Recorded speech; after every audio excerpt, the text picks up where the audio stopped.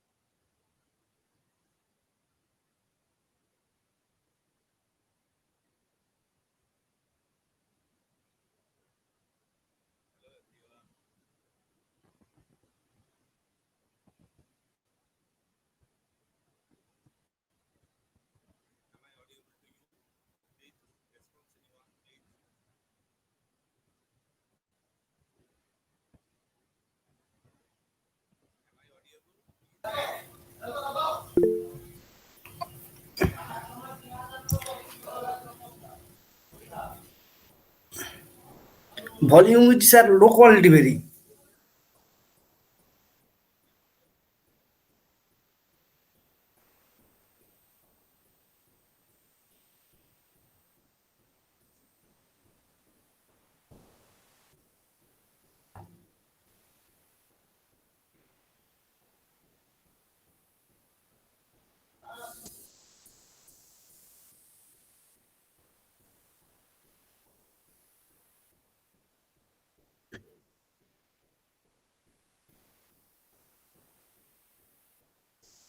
Yes, sir.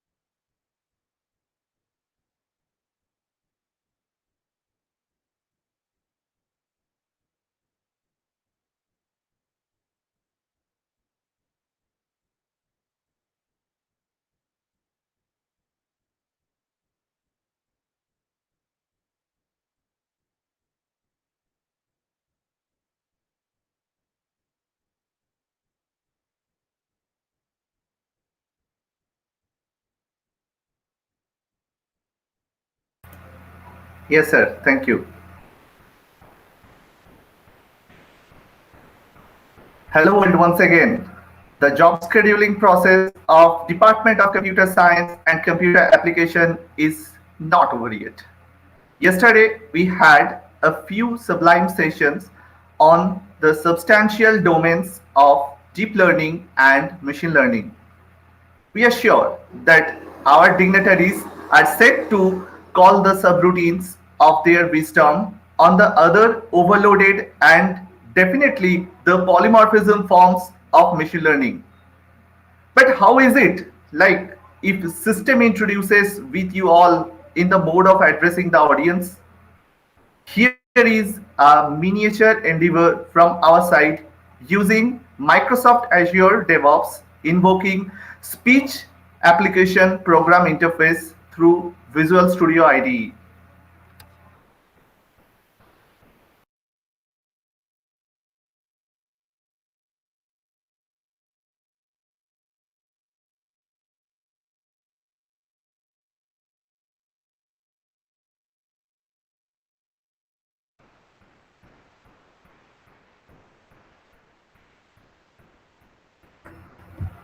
Hi, mic testing. 1, 2, 3, support. Hello, can you hear me? Okay, I think everyone is neglecting me and forgot my existence rather than focusing the attributes and tuples related to me. No? Okay, just apart. Otherwise, the dignitaries will scold me for wasting their valuable time and surely typecast my limits to the updated versions using Ctrl Z. Time to leave. Sorry, only this much space is allocated for me as the technical session is about to start. But before I leave, here is a small request to all of you that please raise your voice for this little board via feedback that I will get a chance to meet all of you nice people once again on behalf of Debra, Hannah, Shohit, Khudiram, Smriti, Mahavidyalaya. Thank you.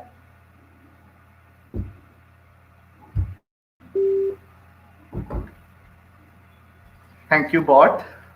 It really sounds familiar to us when the entire audience are waiting to listen the masters of voice, but on process to deliver, then we call some local kids to recite something at their best.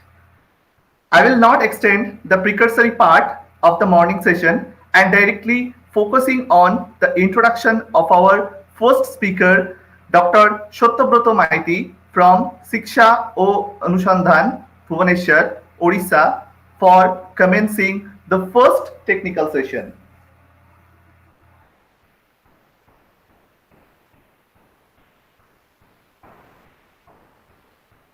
Dr. Satyabroto Maiti is currently an assistant professor, Department of Computer Science and Engineering, Shiksha O Anushandhan University, Bhubaneswar, Odisha, India.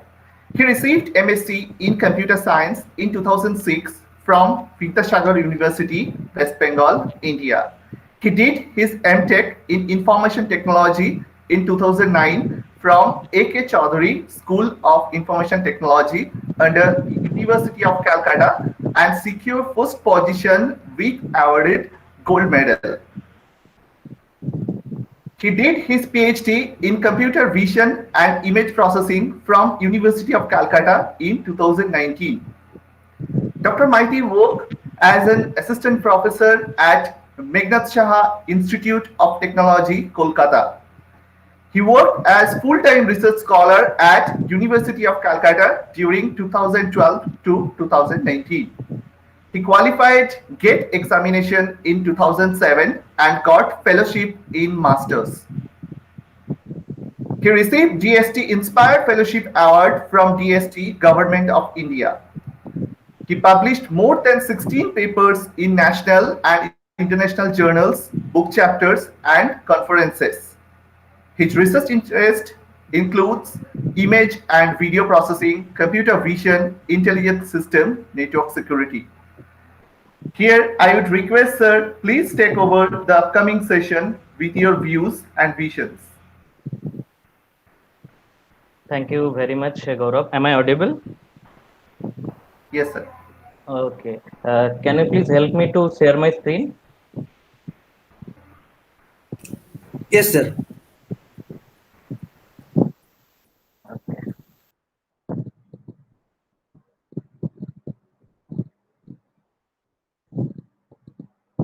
So I suppose my screen is visible.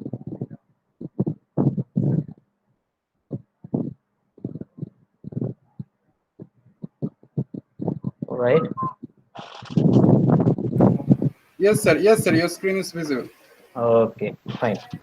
So thank you very much for my introduction, and thank you very much for to the organizers for giving me such opportunity to share an event with eminent personalities in this domain. And it was a fantastic first day, and I have gone through the lecture of Devdutt Seth, and then Saini sir, then Chandra ma'am, then Bachu sir. So it was a very nice one, and I have enjoyed a lot. I have learned a lot rather, and it's I am very fortunate to share an event with the people like them. And today there are maybe a few more sessions, and without more introduction about me, I am directly trying to go to the topic. So my topic is use of machine learning techniques in computer vision, and intentionally I kept the technical details apart from this presentation. And if you are requiring any kind of detail or any kind of depth knowledge regarding this, then you can mail me directly, and I will happy to help you. And if you are having any queries anywhere in my lecture, then you can ask me questions. No problem with that. Okay. So I hope you will enjoy it a lot. Sir, sir, I have a question. Yes, yes, please. Yes, please. Hello. Please go ahead. Sir, Yes. can we ask? Can we ask the question in middle? Yeah, no problem. No In, problem. in the middle of the lecture? Any point of time. If you are feeling any queries, sir. then you can Okay, ask sir. me. Go Any ahead. point of time. Okay, sir. I would like to be interactive. Okay. So, and I hope you will enjoy the journey of next 1 hour. So let's start the topic. Let's start with the introduction. And we all believe that human being is the best creation of nature, as we are the most intelligent species in the world. We believe that, I suppose. But who is more intelligent, man or machine? That would be the first question from my side.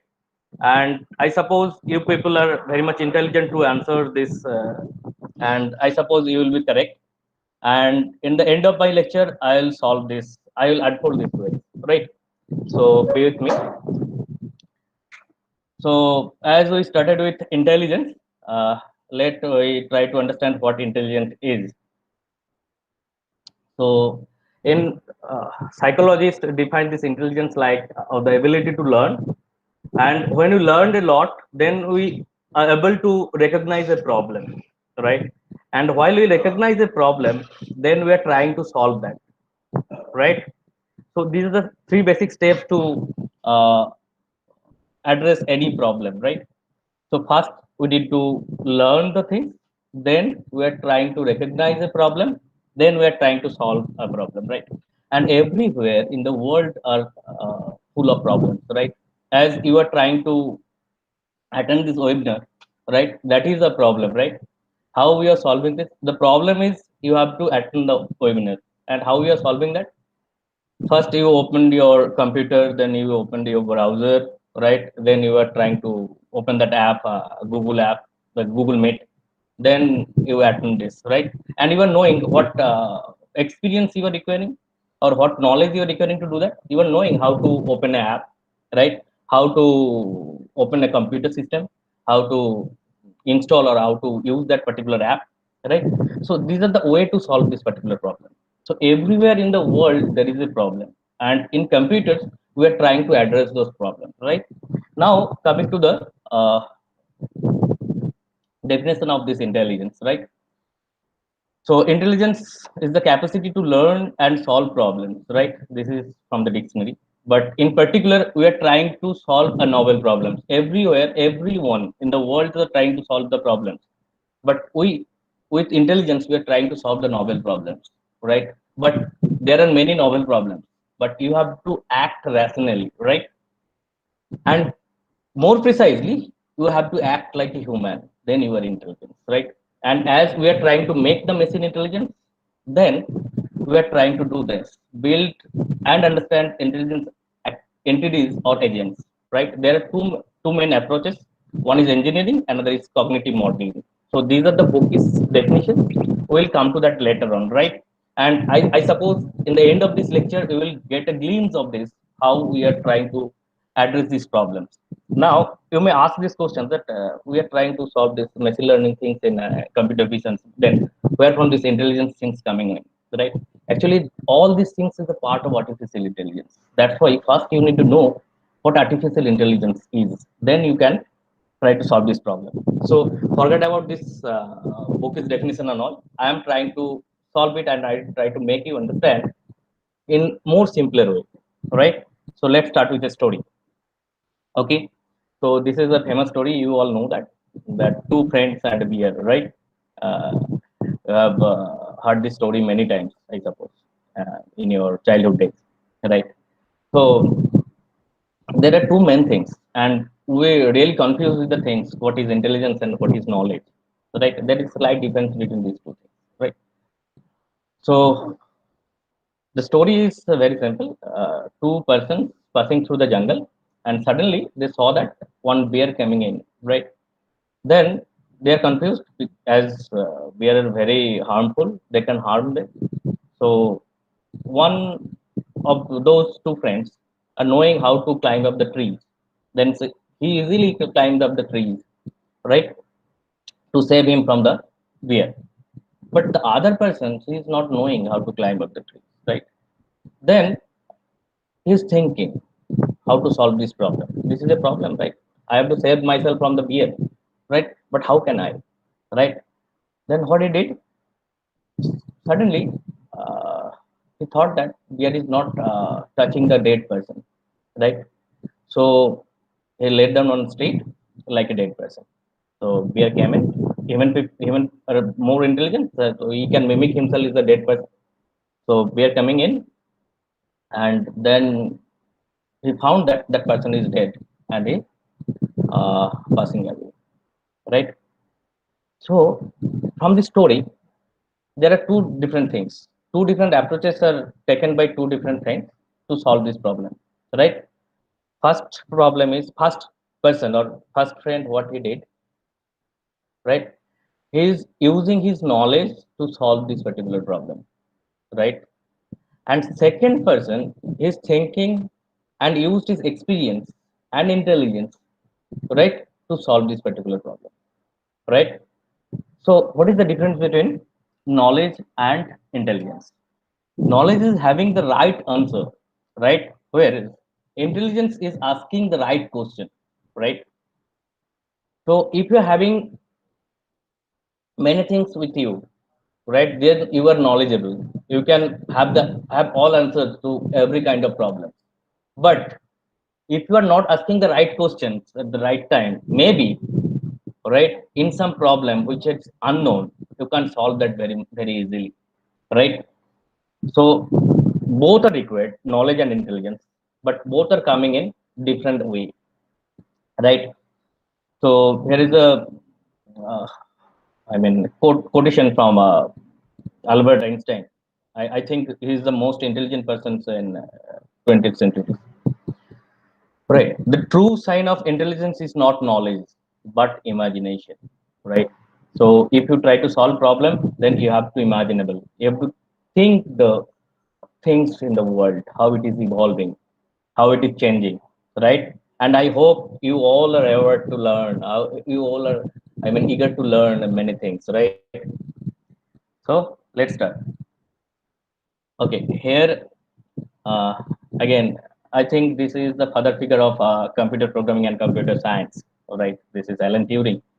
And if you like to watch movies, then you can go through this particular movie, which is called The Imitation Game, right? Which is a famous one, which is the biography of this person, right?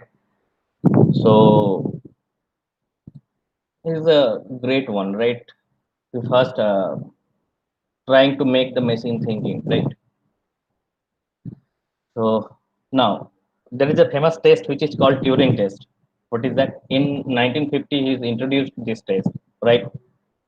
Uh, there are a separation between uh, invigilator and the human who are facing the examination, right? There may be a human, maybe some devices, right? If the human invigilator will not distinguish between human and a system, right? Then the system is intelligent enough, right, to fool that invigilator, or you can say this particular device is acting like a human, right? Right. So this test is proposed by Alan Turing, and till date, to test a machine or test a device, we are using this test, which is called Turing test, right? Okay, let's start with the things. Artificial intelligence, right? So artificial intelligence, why it is artificial intelligence? This is a path toward making the machine intelligence using human intelligence. So now human are intelligent enough, they are trying to making the device intelligent to make their life comfortable, make the things easier to them, right? That is the main motivation to use this artificial intelligence, right? So now, what is artificial intelligence? The capacity given by human, try to understand this, the capacity given by human to machine to memorize and learn from experience, right?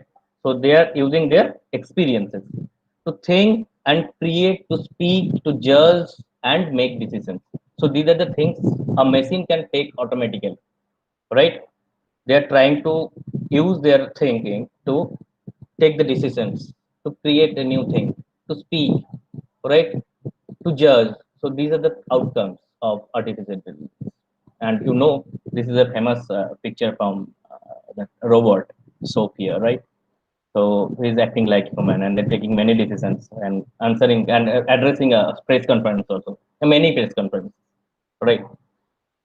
So now these are the fields of artificial intelligence. First is machine learning, and under machine learning there is maybe predictive analysis or deep analysis, deep learning.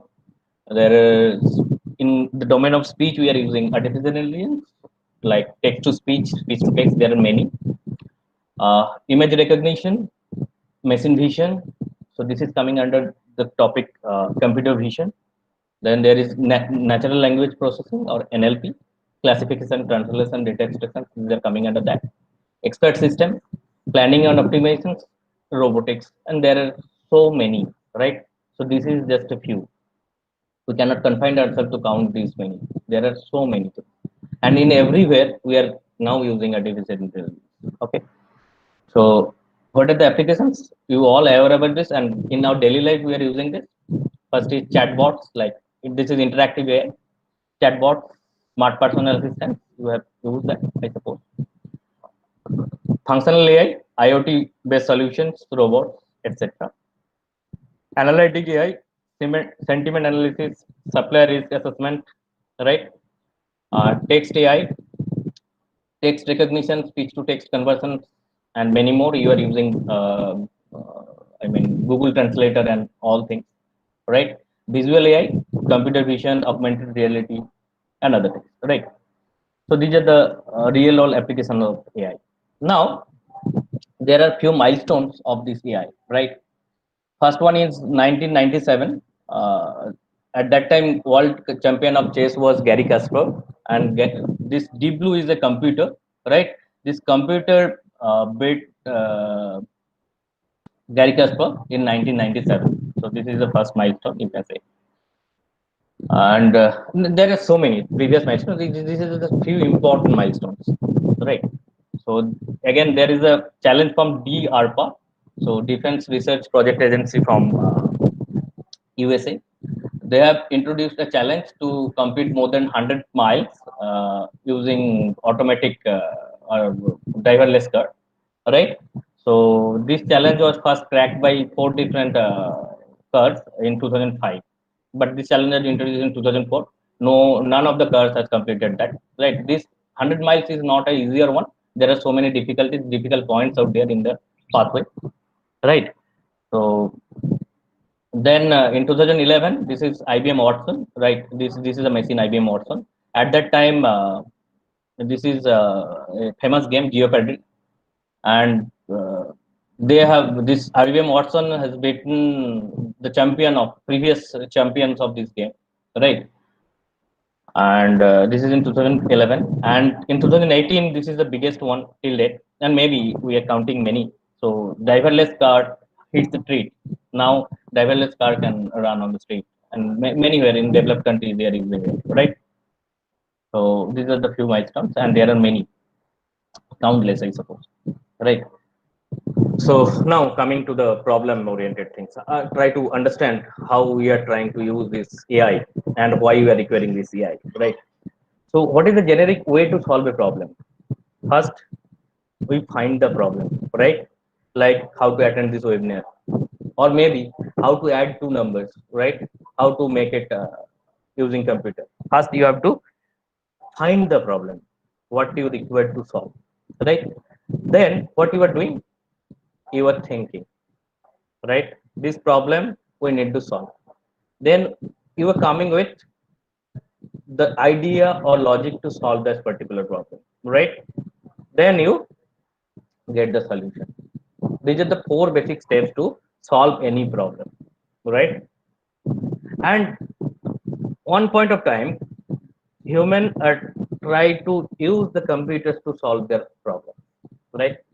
We are solving this problem using pen and paper or some other things, right? Maybe abacus or other things, right? Now they are trying to use a computer device to solve this problem. How? In computer, you are knowing that, you're knowing it very well. First we are getting the problem, then we are writing a program, and program is nothing but the algorithm with the programming language, that is the computer program. And while we are solving this computer program, what we are using, we are using DS, that is data structure, and we are giving the output using the data structure. So you are having program to solve a problem, then you are getting the output, that is the solution of the problem, right? And you test that particular solution many times. How uh, how you can check this problem is performing well? You are using a test bench, right? These are the many test cases or many cases we can go through it, this particular problem. If this program can pass all the test cases, then this problem is good enough to solve this particular problem, right? Now, but everything can't be solved using traditional programming, right? Is it? How? So here are two problems, right? Write a computer program to predict the good students in the class, right? I have missed that later, in the class. Or you need to have a program like you need to solve or you need to write a program to find the hot summer day, right? So you can think of these problems are too easy to solve, right? Maybe we can find like those persons who got more than 60%, they are good students, right? But in certain class, most of the students are getting a number between 80 to 100, and maybe some easier questions it's set in that particular year, and then students are getting huge numbers, or maybe some harder questions are set in that particular year, and students are getting only 30 to 50 in that particular year. Then how can you predict that which one is the good student and which one is the bad, right? Now in the second case, you can say that if it is more than 30-degree temperature, 30-degree Fahrenheit temperature, then you can say that this is a 30-degree centigrade temperature, sorry, not Fahrenheit, 30-degree centigrade temperature, then it is a hot summer day, or 35-degree it is hot summer day. But think of, you are in Africa, right? The definition of hot is different from India, right?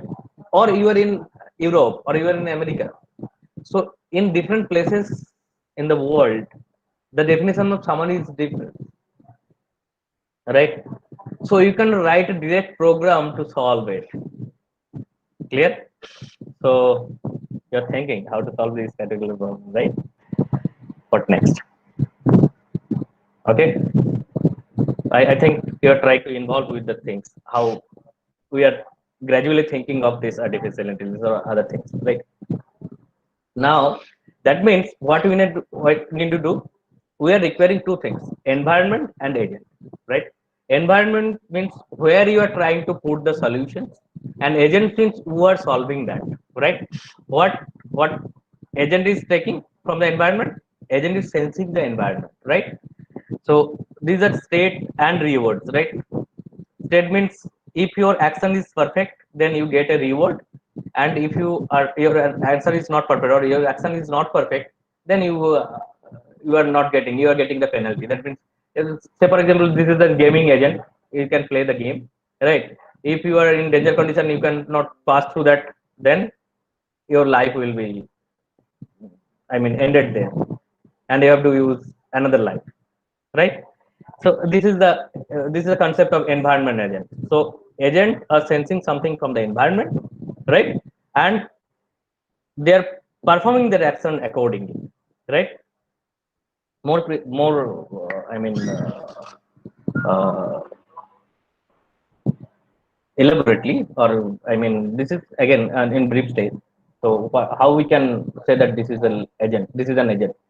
So this is a schematic diagram of a nulling agent, where we are using environment and using some sensors. These agents are sensing from the environment, right? Then these are the performance element. If there may be program, some learning things, we can put anything out here, right? And then effectors or actuators. Using these effectors or actuators, we are, I mean, ripples back to the environment, the action, right? Mosquito bites, you are sensing that you are feeling some pain, right? Then you are using your hand and you are trying to, I mean, beat the mosquito or something else, right? But the problem is that there is a critic. There may be a critic, right? Who is giving the feedback? What performance you have performed through your actuators, that is correct or not, right? So from the critic, you are learning things, right? And you generate the problem, right? So every time you are trying to get the information from this critic, or maybe you are learning by yourself to, maybe I can have an example like, say for example, in the first day when you were an infant, right? Somebody give you an apple and tell you that this is an apple. How could you understand this is an apple? Is it because the dimension? You cannot understand how it is apple, right? So next day he is coming with a tennis ball, right? So you are getting the same dimension, and then you are repulsing back that this is an apple. Then who is having that particular tennis ball is just negatively replied that no, this is not correct. That means this is not reward, right? So next day he is again coming with an apple, and you are telling that this is an apple, right? So when you are telling that this is an apple, then he is answering affirmatively. Then you are learning through that. So how environment is reacting, or maybe critic is reacting, according to that you are learning, right? So this is the whole process of learning, and we are trying to build this kind of agents, right? Using our knowledge or intelligence, right? So now there comes machine intelligence, right? Machine learning. So learning is one of the best way to become intelligent, right? So this is the catch line, and we're trying to now make the machine learn, right? Right. So that's why we are trying to understand how machine learning works, right? So here in machine learning, human is telling that, yeah, I can learn everything automatically from experience. Can you learn? Now machine is telling that yes, I can also learn from the past data with the help of machine learning, right? What machine learning? This is a small background. So machine learning first introduced by Arthur Samuelson in 1959. So machine learning is said as a subset of artificial intelligence, right? So this is coming under artificial intelligence, and most of the artificial intelligence problem is solved using this machine learning. That's why machine learning is important. Machine learning enables machine to automatically learn from data, improve performance from experiences, and predict things without being explicitly programmed. Right? Whether you are being explicitly programmed or not, you are using your thinking to solve a problem, and that's why it is called machine learning. Right? So now the steps of machine learning. Right? What is the difference between traditional program and machine learning? Right? So in traditional program, what we are doing, we are having data, input data, and we are knowing the rules, right? If you are knowing the problems, suppose add two numbers, right? If it is add two numbers, right? You are getting the data and you are having that rules how to add two numbers, and if that put that rules in the computer, then this data will be given through that computer, and you are getting the output. You can solve in this route, you can have some complex trigonometrical functions or maybe complex functions, right? There are many, but this data and rules are defined, right? So that's what is traditional program, and you can use few data structure using this, with this rule to solve this program easily, right? That's what the traditional program. But what is the difference from uh, the difference between the traditional programming and machine learning? Here in machine learning, we are knowing what is the data and what is the output. Most of the time, not all of the time, most of the time we are knowing that. All right, data and output. You are taking that. There may be some difference in some cases, but you can take it. Right, data and output are given, and now you are putting this in computer, right? And you are putting some machine learning algorithms, right? And they are proposing the rules, right? Now, say for example, you are now predicting the hot summer day in Europe, and you are taking the data from different region of Europe, that what is they are telling the hot summer day and what is not telling the hot summer day. You are taking that level data, that means the output. So this is called hot summer day. This is called hot summer day. This is not called the hot summer day, right? You are getting data and their output. That means levels, and you are putting this computer, and computer learn that from those data, and then they are predicting the routes. So up beyond this temperature, if the region is this, right? If the climate is this, if the time is it time of the year is this, then we can say that this is hot summer day. So they are proposing the rule how it is called as hot summer day. Now I suppose you can understand what is the difference between traditional programming and the machine learning. Fine. Now, so this is again the definition part, right? A machine learning system learns from the historical data, build the prediction model, right? It receives new data, predicts the output for it, right? And the core objectives of machine learning is learning and inferences. So first it learns, then it will infer. So there are two different parts. One is called learning phase, another is called inference phase. Or you can say one is called training part, another is called testing part, right? So how it is going on? So input past data, and you are training to the training using machine learning algorithm, and you are learning through some data, right? Then a logical model will be built, right? Using this step, a logical model will be built. Then you use new data using this. This should be here. So you are using new data, and you are using this build model to get the output, right? In more better way, we can think it like this. So first step is learning phase. So you are having training data, you are extracting features, right? You all know what features is, right? I'll discuss that later on again for computer vision. So training data, then you are having feature vectors. So from the feature vector, you are using some machine learning algorithm to design a model, right? This is the learning phase. This is the first phase of the machine learning, right? So first you are trying to make the machine learn, right? Like using that cricket ball or maybe orange apple, you are trying to make your baby or make your infant to learn what is the difference between orange apple and cricket ball, right? So that's why then mother or maybe the close one is a trainer, right? here we are trying to train the machine, right? So that's why we are training a huge amount of data, as many data you will provide, right? So it will learn that automatically, I mean accordingly, and it will extract few feature vectors from there, and it will use an algorithm to design the model. And then what it will do, it will use the test data and again extract the feature vectors, then use that model, what model is built over here, that will use over here, right? So then it will predict, right, whether it is a ball or whether it is an apple or whether it is an orange. And there are many things you can infer, right? So this is the basic steps of learning and inference, right? So those are the two different steps we are generally used in machine learning, right? So applications of machine learning, there are many applications we can have in machine learning. First is image recognition. You can have deep face, speech recognition, global assistant like Siri, sorry, Google Assistant, Siri.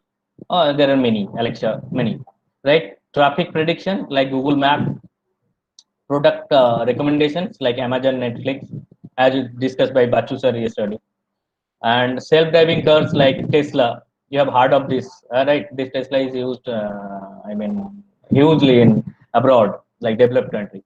So email spam and malware filtering, right? Then automatic language translator like Google Natural Language Translator. You all have used it, right? In your daily life, right? So here are the machine learning life cycles, right? What are that? First, you have to gather data, right?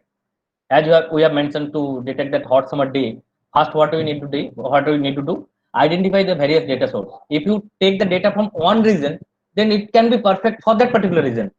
But when you change the region, then again it will not answer that properly, right? To make it robust, what you need to do, you need to identify different sources. Again, if you identify different sources of same kind, then again it will not act in good manner, right? So you have to identify different sources of different kind, right? Then it would be better, right? Then collection of data. You have to collect data from those areas, right? Then you have to integrate the data. Different data may be of different kind. Suppose you are using camera, you are trying to take the picture of different places, right? Different agent, but it is using the picture of different resolution. You all know what resolution is. You are not telling that this is of 1 MB, or this is say for example resolution of 1 megapixel, 5 megapixel, 10 megapixels, right? So number of pixels width, number of pixel in height, right? If you multiply that, and again its color components are there. There are many things, and you all know that. So if you merge that together, then you will get the resolutions. And if it is differing from resolutions, then again there will be problem. You have to normalize the data first, then you can use that, right? Clear? So maybe for hot summer day, you may take the data in centigrade and Fahrenheit, and you are then taking the results, right? Then there will be a problem. Centigrade and Fahrenheit, there is a big difference.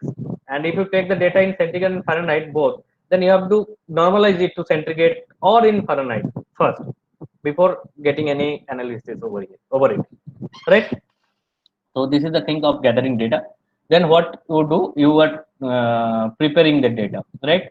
Data exploration, correlations, and outliers. So you are trying to do that part. And then data pre-processing. If there are some noise, there are some other things, then you can prune it out. So, or you can make the data more application friendly using this data pre-processing, right? Or application may be more effective. And then data wrangling. So they are converting raw data into usable format, right? If there are some missing values, some duplicate data, some invalid data, right? Or some noisy data, you are trying to put that out, right? You are trying to eliminate that, right? So then you are analyzing the data. Selection of analytical technique. There are different algorithms you can use in this part, or you can building the models using these algorithms, right? And then this is most important thing. You have to review the results, right? You have built the things, but you don't know how much good it is. Then you are trying to do what? You are reviewing the results, getting some feedbacks from others, right? Then you build the system more effective. It is if it is not enough, right? If you get the satisfactory result, then you can propose this data. Sorry, propose this model to solve the problem, right? Otherwise, you need to train, you need to think it, you need to change the algorithm, right? So now there are mainly three different techniques of machine learning. First one is supervised learning. Supervised learning means there is a supervisor or there is a trainer who is helping you to learn the thing, like your mother, like your teacher, right? If you are doing any mistake, your teacher is there to help you out, right? And once you are I mean good enough to solve that particular problem, then teacher is telling you this, you have learned this, right? So that's why it is called supervised learning. Then second thing is unsupervised learning. So, say for example that beer case, right, or maybe some other cases. If you are not having enough knowledge or enough experience about the fact, then what you are doing, you are knowing that you are distinguishing this. That say for example, you are not knowing this is a group of dogs and this is a group of cats, but you can understand no? This particular elements has some difference from this particular element, right? So how can we understand that? Because you are having some feature extraction capability, you are having some intelligence, you are putting that intelligence over here to extract the features and distinguish between two classes of dog and cat, right? That's why it is called unsupervised learning. There is no supervised or level data, and still you can distinguish that. And reinforcement learning, while we are learning on the fly, right? Say for example, from our past experience, if you are getting, suppose you have learned a lot, but still there is a chance of mistake, and if you learn from the mistake and you can adapt that accordingly, that is coming under this reinforcement learning. These all are very abrupt definitions or abrupt understanding. If you go details, then you can get some better idea over this, right? So now there are two more things over here in artificial intelligence. These are mostly used. First is artificial neural network.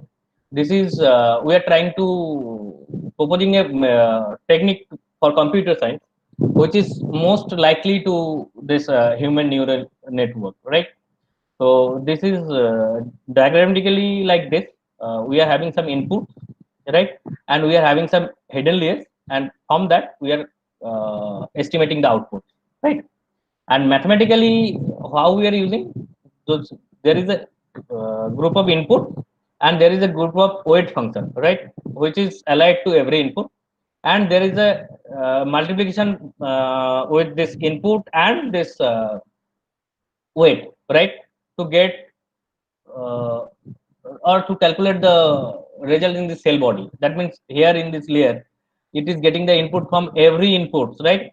And it is multiplied with this weight, then you are calculating the value of the cell body. And if this value, and we are sometimes use some bias value with this, and if this value is greater than some threshold, then this will I mean propagate the value in the next level. Otherwise, it will propagate zero like that, right?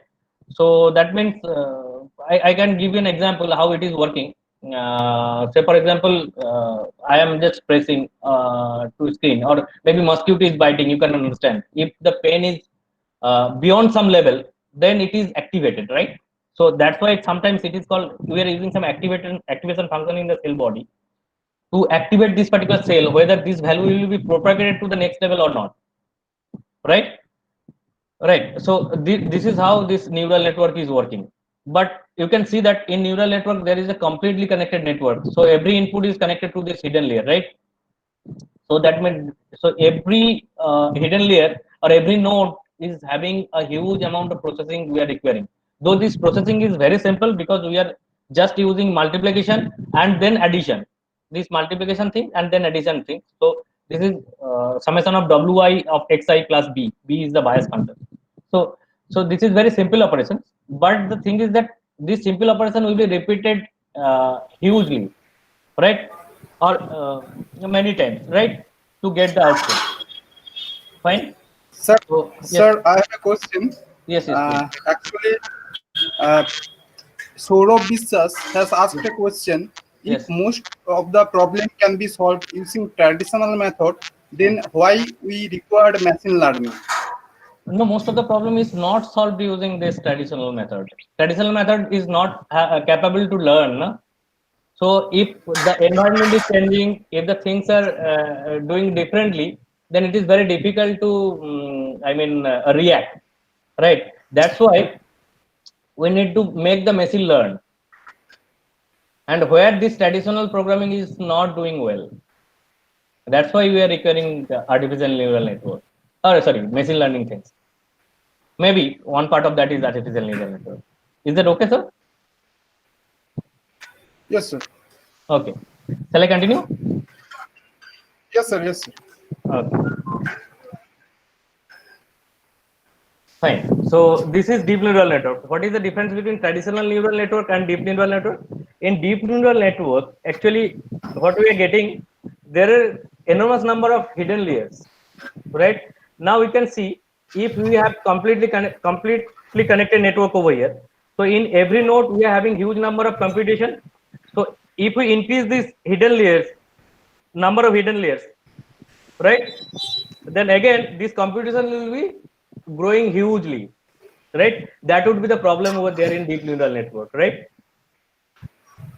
Here, and this is a glimpse of convolution neural network.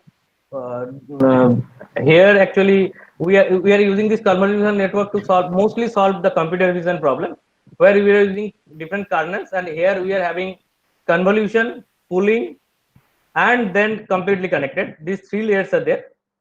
Just for a glimpse of this idea, first we are trying using different kernel to convert from the original given image to different using different filters. We are having this convolution layer.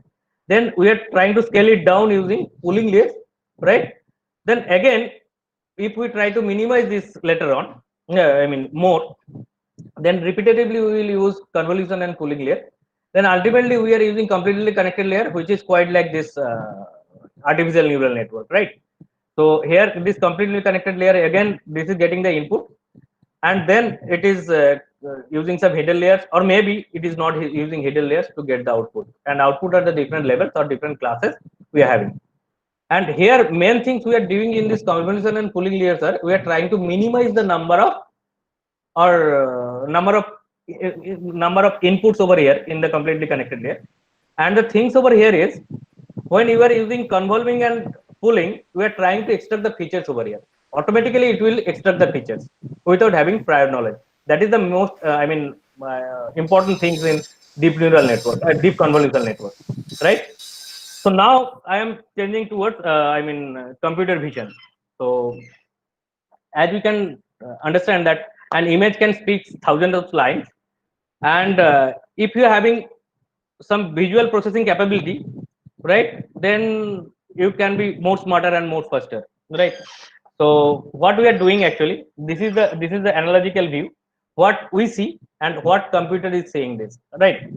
So this is quite like this difference between computer vision system and human vision system is like this. When we see something, what what does it involve? Actually, what we are doing, we are getting this image, right? And we are having one sensor, right? We are having one sensing device, right? That means we are using our eyes to sense this particular image, and then from these eyes we are sending the information to the brain, and brain is forming that particular image, right? Here the camera is doing the same thing. It is taking the input, and then it is sending it to the computer, and then computer is forming that image. Computer or any other computing devices, it can forming the image. Now from as what the computer vision is. Computer vision means now we are having that visionary input. From the visionary input we are taking many decisions, right? Someone is running, someone is walking, someone is coming towards me, right? If I the particular, how can those two friends understanding bear is coming, because they're visualizing that particular fact, and then they're after seeing that bear, right, what they're thinking, now they have to save themselves. That means after getting that input they're taking the measures, right? In the same way, we are taking the inputs from the inputs, now we need to process it, right?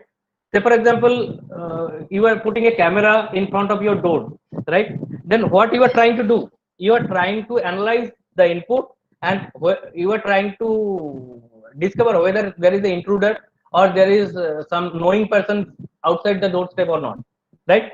So if you can take the decision automatically using computer, then that would be better, no? So that's what computer vision is. You are taking the vision input and trying to process the vision to get the decision, right? Got it? Clear? So this is what computer vision is. So there are so many applications of the computer vision. Like this is optical character recognition. You know, we are using it to mark the identity. I mean, number plate of car. Right. There is a face detection system, and in every camera in your mobile, there is this particular technique is used. Right. And then object recognition, face detection again. Right. This is facial biometric. They are using that iris image or eyeball image. Right. Then in application Okay, two, sir. yes, Sir, from the last few slides, Santanu yes, Mondal has a question yes, that yes, please. how we extract features. I think it is very common question. Okay, in my slides it is there, right? I'll discuss that there. All right. In my slides, in my future slides, it is there. How to extract Yes, sir. features. Yes, sir. Okay. So Yes, sir. again, Yes. you are knowing what applications are Okay. there. Okay. Sir. Okay. I'm Okay, sir. continuing. Okay. Right. But for answering this question, I suppose over here, using this deep learning technique, this is actually feature extraction. When we are using completely connected layer, before that we are trying to extract the features using convolution and pooling layer. And later on, we will again tell you what feature extraction is, right? Now, so these are the applications, and you can go through many, right? There is fingerprint scanner, there is face recognition system. This is for using movies, special effects in the movies, right?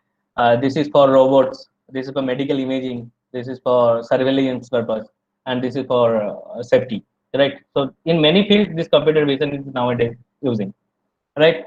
So what we are doing, computer vision mostly connected with this digital image or video processing, and video is again connected with this image, right? So we need to know what image is. So this is nothing but when we are converting this or quantize this to some discrete level, right, with a matrix of numbers, then we can input it to a computer, right? So this is maybe an image, then we are trying to make it or divided discrete in discrete levels, then we are having few numbers and we can put this in computer, right? So these are the few steps to process this image, right? So first we have to get the raw image, then we are using some pre-processing techniques, right, to make it more towards the applications or more enhanced towards the application, right? Then we are segmenting it. Then you can ask the question that why segmentation is required. Maybe there are some unnecessary things. If there is some unnecessary things, prune it out, right? Just focus on the necessary things, right? Suppose this is a blood smear sample, right? And we are trying to focus on this blood corpuscles, right? Or maybe platelets. So it is trying to that. Then what it is trying, it is trying to remove the background, and from this background they are segmenting the proper corpuscles or proper element from this blood image, right? Then from that blood image it is trying to extract the features, right? Clear? And then we are putting these features to this classification, image classification techniques, right? This classification techniques again use that machine learning, right? So after extracting the features, we are putting that to the machine learning technique, right? That training and testing thing, right? So now first is pre-processing. Why it is required actually? See, this is an image, input image. If it is input image like this, and this is after pre-processing, we are getting this image. So this is an input noisy image, right? So after filtering, medial filter, we got this image, and after other box filter, we are getting this image, right? So there are different other filters getting different output, and when we are using this particular image towards some applications, we are trying to eliminate that noises. Why we are trying to eliminate this noises? Because these noises sometimes influence you to make some bad result or wrong result, right? So if you eliminate that information or noise in the first step, then your information processing will be better, Right? This is on original image. Then after different smoothing technique, it is getting this towards the input level, right? So after pre-processing, we are getting there. So now you can understand why we are using pre-processing. Now after pre-processing, we are using segmentation. So segmentation, again, you know that what segmentation. So this is an example of the segmentation. This is the current frame and this is the background frame. If you try to extract the feature from this, then you have to work a lot, because this is extracting the features from the background and from the foreground. And again, it can confuse the processing system using these background features and all. So if it is better to extract the foreground, right? It is a foreground mask. Then if you put this mask to this image, then it will extract only the foreground, right? Then you can extract the features from the foreground and you can process them, right? So now we can understand why segmentation is better. And in few cases we are using segmentation. In many cases, we are using segmentation, and in many cases we are not using segmentation. It is according to your requirement, right? Now, why feature extraction is required, right? See, when we are computer vision, we are using computer vision technique. Say for example, and say for example, one image is of size 300 cross 300, right? And if it is a size of 300 cross 300, right, and you are using that neural network technique, the input layer of that particular image or a particular neural network is 300 cross 300. That means it is 90,000, I suppose. 300 cross 300 means what is the number? I suppose 9,000. So that is 9,000 in input layer, right? And each input is connected with every node in the hidden layer, right? So that many computations you are requiring. Clear? So to distinguish from one image to another, you are requiring that many process or that many computations in every step. And if you are having, say for example, 1,000 hidden nodes in one layer, so you are requiring that 1,000 for this 1,000 nodes, you are requiring that many process, right? And if you just grading down to the levels, you are just extracting few features out of that, and which are important part of that particular image, right? And you put that in the learning phase, then that would be better. That's why we are requiring this feature extraction technique. Now, how can we do this feature extractions, right? There are many ways to extract the features. Say for example, image, from the image, if you use some edge relation technique, those edges can be used as a feature, right? Clear? Maybe you are using some histogram. There are some novel techniques like histogram. There are some filters like Gaussian filters. There are some other filters also. So you can use that to extract the features from that image. Features means nothing. It's the important area, right? Suppose we are trying to understand a human, right? How can you understand a human? How can I understand it like a human? Because it is looking like a human. And how we are finding it? If it is having two eyes, one nose, a face is there, right? If we identify the face, then we are not getting the details of other area, right? So identifying the face is the main features to identify a human. So that's what is called feature extraction. Feature extraction means you are trying to extract the main points out of a huge amount of information given in the particular image. Clear? So that amount of information will be minimum, and that will help you to apply in the future step. Clear? So this is one example of classifications where we are trying to extract which one is computer monitor and which one is the background, right? Here we are training that, extracting the features from these particular images, right?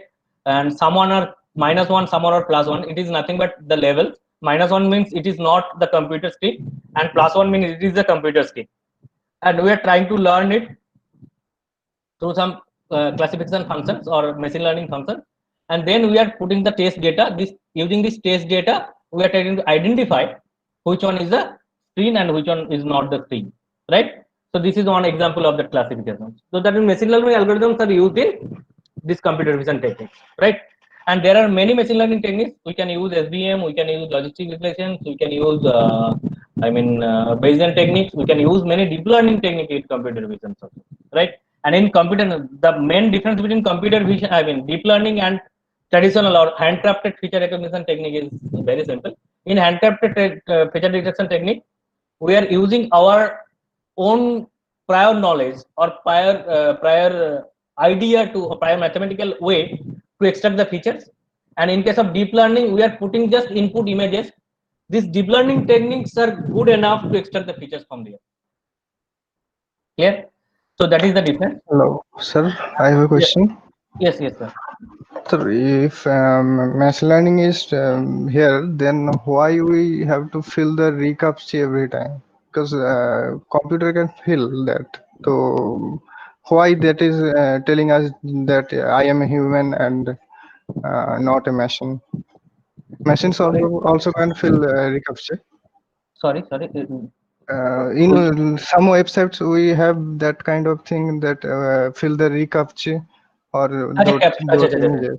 Actually, in case of captcha kind of stuff, what they are doing actually, they are putting some. I will get this question later. Just let me complete this. Right. I will take 5 more minutes, then I will answer this. This is a good question, good one. Right. Now, after classifications, so this is one example of this. So what we are in phase 1. So we are getting different faces, right? And say, for example, this is the faces of this lady, and this is the faces of this Steve Jobs, and then we are getting the faces from this lady and getting the faces from Steve Jobs to make a data set. So these faces are from different angle, different dimensions, and other.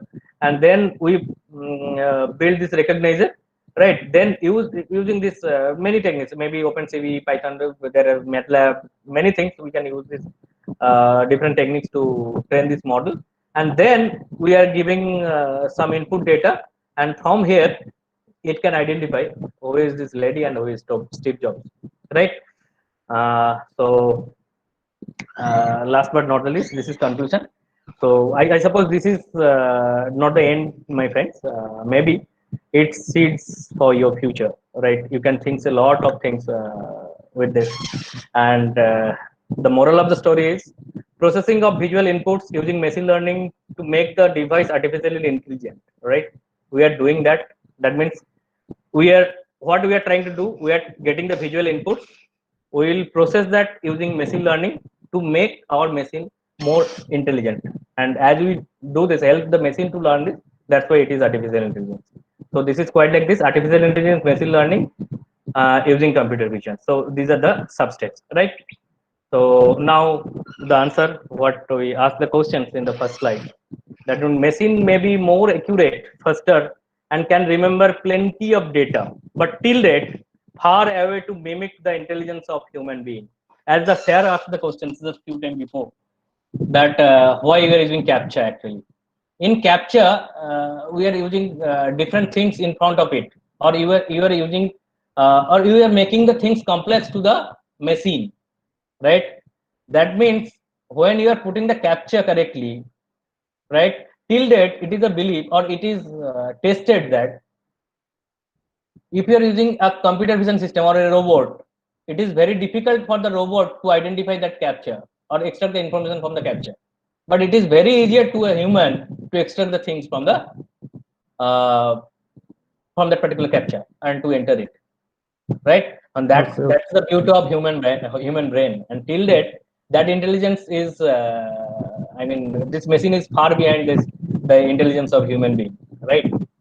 So these are the some ongoing research work of mine, human activity detection using deep learning, and here we are trying to use ResNet, and we are trying to apply it in different areas like elderly monitoring system and online video surveillance. And there are few things we are doing with our students. First is digital policing using human safety devices. So these particular things own the Smart India Hackathon this year. And smart camera and intelligence intrusion detection, this is another one, is doing by some group of students under me. And then home surveillance, so this is based on face-based locking system. And Omniscient Eye, it can do some work like it can be able to record the attendance of students inside the classroom, right? So this is done by few students under me. So these are the few ongoing students. So if you I mean, you can feel free to Yes, ask. sir. Yes, sir. Piyali Kormakar has a question that binary classification is also used for multi-class classification with a fine accuracy. How this classification have done? Is it a wrong way? Sorry. Sir, can I repeat the question? Yes, please. Piyali Kormokar has asked the question that binary classification is also used for multi-class classification with a Okay. fine accuracy. How Yes. this classification have done? Okay. So Okay. it was the Bi- first question. Okay. Let So me it answer was this the first. first question. Yes. Okay. So, say for example, one of the most renowned binary classification technique is SVM, right? Support vector machine. So here two class levels are there. One is maybe identified with 0, another is 1. And when we are trying to implement it for multi-layer classification, what we are doing actually, we are using multi-level of this binary classification.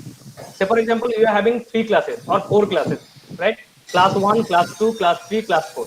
First, you are trying to solve class 1 and other in the first level using first layer of binary classification. In the second layer of binary classification, what you are doing? So class 1 and others are now distinguished. Now in the other part, you are trying to define class 2 and others, right? In the next level again, you are trying to distinguish between class 3 and class 4. So 3 layers binary classifications will help you out to extract the multi-layer problem, multi-layer and 4 layers problem, right? So it is better, but sometimes it is more time consuming, right? As we are using different layers of this particular classifier. Sir, next question was from Piyali Kormokar. Is it Yes. a wrong way? No, not the wrong way. In sometimes it is much better than some traditional ways, right? So actually, it is application specific. In if your application suits this, then you can use this, right? But if your application, if it is taking more time, then you can go for some other way to find your solution, right? Sir, Momita Mal has also a question. How this machine learning will help in some sensor project?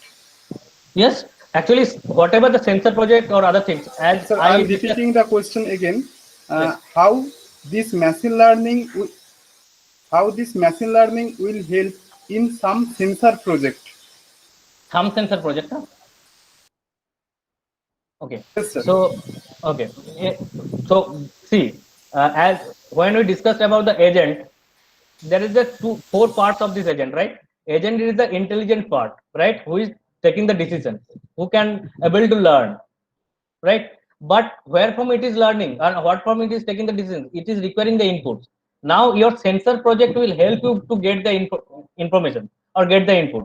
See, when we are writing a program, what we are doing actually, we are providing the input, right? And when a system is automated, it is getting the input from the environment. Suppose a micro oven, right? Micro oven is an automated project. How it is working actually? You set the temperature to 60 degrees. So it is the sensor, temperature sensor is there. It is always trying to sense the temperature, whether it is reached to 60 degree or not. If it is not reaching to the 60 degree, then this conduction is on and it is trying to heat it up. And when it reaches to the 60 degree, then it is make the particular things off, right? When again it is trying to monitor that, and unless and until it is going beyond that, then it is remain making that sensor off. Otherwise again it is making that on. So this is the sensor project, right? When you are using sensors means you are trying to feed the machine with the actual data of that particular environment. So that's why environment and agent both are important. From the environment, the agent is taking the input through that sensor, and it is giving back to the environment with its work, with its actions, using the actuators, right? Suppose the robotic arm, it is sensing the environment, and using the robotic arm, it is performing the actions. Okay, fine. Sir, I also have a question. Yes. Habib Sheikh, how can make a relation between machine learning and online learning at COVID-19 area? Can we use computer vision for social security? Yes, so there are many projects has been done already using computer vision for social security. They are trying to, ensure this social distancing using, computer vision projects. So they are using outdoor camera, using this outdoor camera, and they are putting the machine learning algorithms or computer vision algorithms in the cloud, right? It is taking the input from that camera, and it is assuring that whether people who are under this camera are maintaining that social distance or not, social distancing or not. Not only that, in some extra image, X-ray or CT scan images also, they are using computer vision techniques to help to find the COVID patients or not. The patient is infected by COVID or not. So in many areas, you can use this computer vision technique. Okay, sir. Gaurav sir, are you there? Gaurav sir?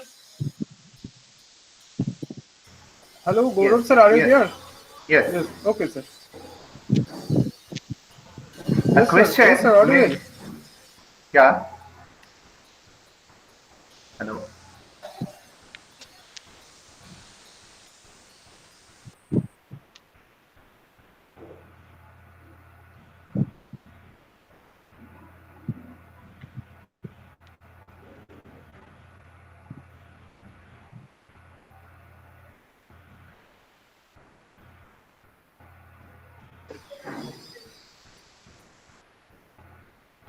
Yes, sir. Already over.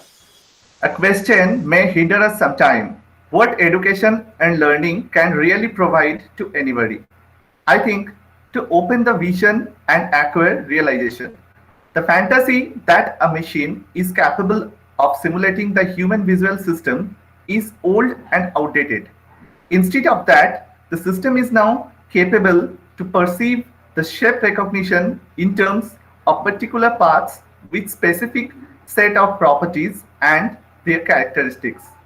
Thank you, sir, for opening our vision more clearly towards the modernized approaches of machine learning.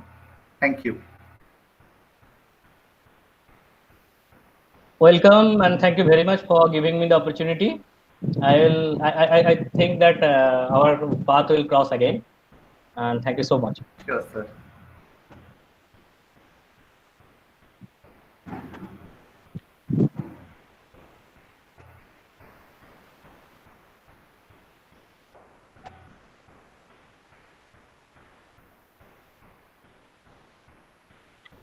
Okay, sir.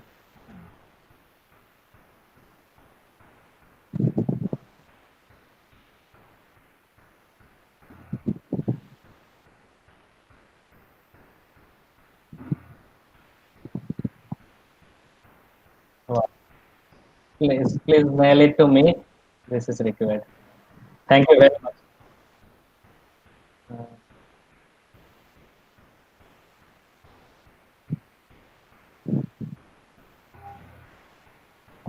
Welcome. Sir, sorry to interview all, but I have a question. Can I make a generalized artificial intelligence system For what?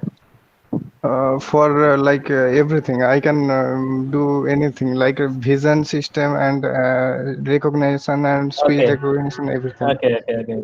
If you can do that, maybe I mean many scientists are working on it, and in someday, if it is possible, then machine intelligence or artificial intelligence and human intelligence will be merged up to a same page, right? Till that, I am telling you that machine intelligence or artificial intelligence are behind that human intelligence. When this will possible, then people will ask that people will say that machine intelligence and artificial intelligence and human intelligence are in same step, right? Okay. And people are working on it, and you Okay, can thank you. start your work on it, no problem. Okay, thank you, sir. Okay, welcome.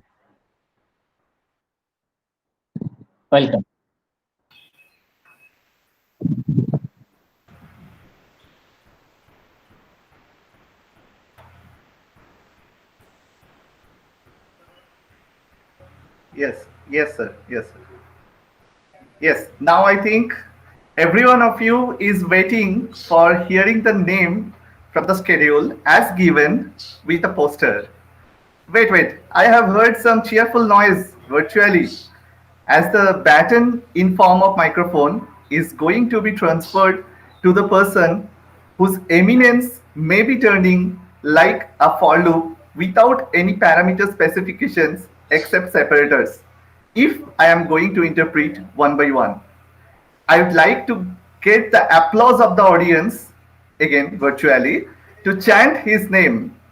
Please welcome one of the pioneer professor of computer science in our state, Professor Dr. Anirban Mukhopadhyay from University of Kalyani. Sir, it is my humble request to you to please allow us to go through with your profile in a brief for formality.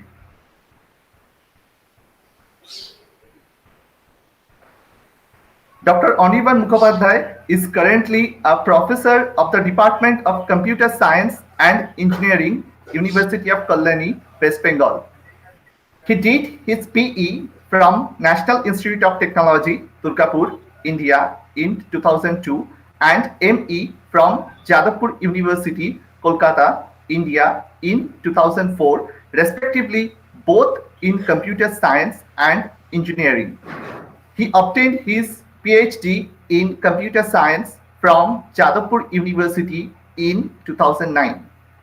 Dr. Mukhopadhyay is the recipient of the University Gold Medal and Amitabh De Memorial Gold Medal from Jadavpur University in 2004 for ranking first class first in ME.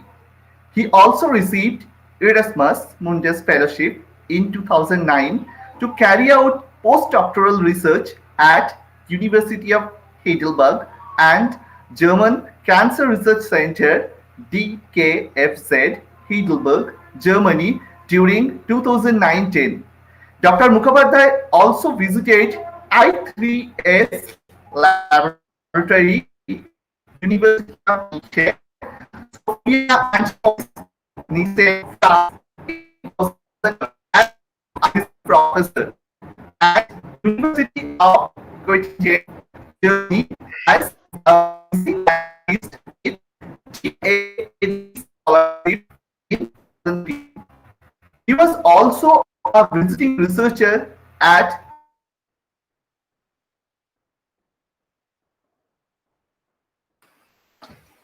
Gaurav sir, your voice is cracking. Sir, your voice is cracking.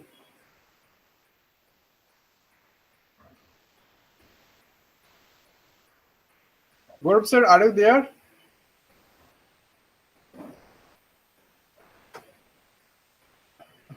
Sorry for interruption. Sir, are you there? Anirban sir, are you there? Yeah, I am here. Yeah.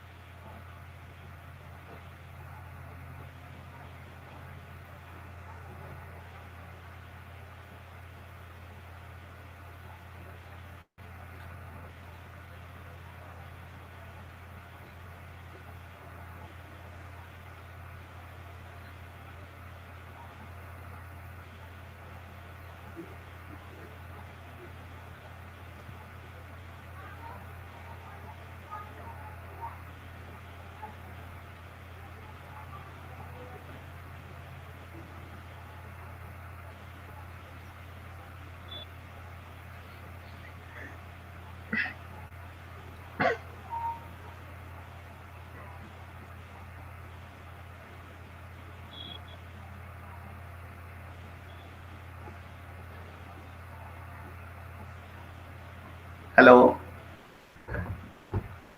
Yeah, there may be some network problem. So here I would request, sir, please take over the next technical session as we are fastening our seatbelts to experience the unbounded pragmatic approaches of machine learning. Over to you, sir. Yeah, thank you. So, am I audible? Yeah. Yes, sir. So- Yes, sir. Yeah, thank you. So, thanks a lot for a nice introduction, and also I'd like to thank the organizers for inviting me to share some of my experience with this gathering in a virtual mode. So today's topic I would be mainly presenting on multi-objective genetic algorithms. So let me share my screen first.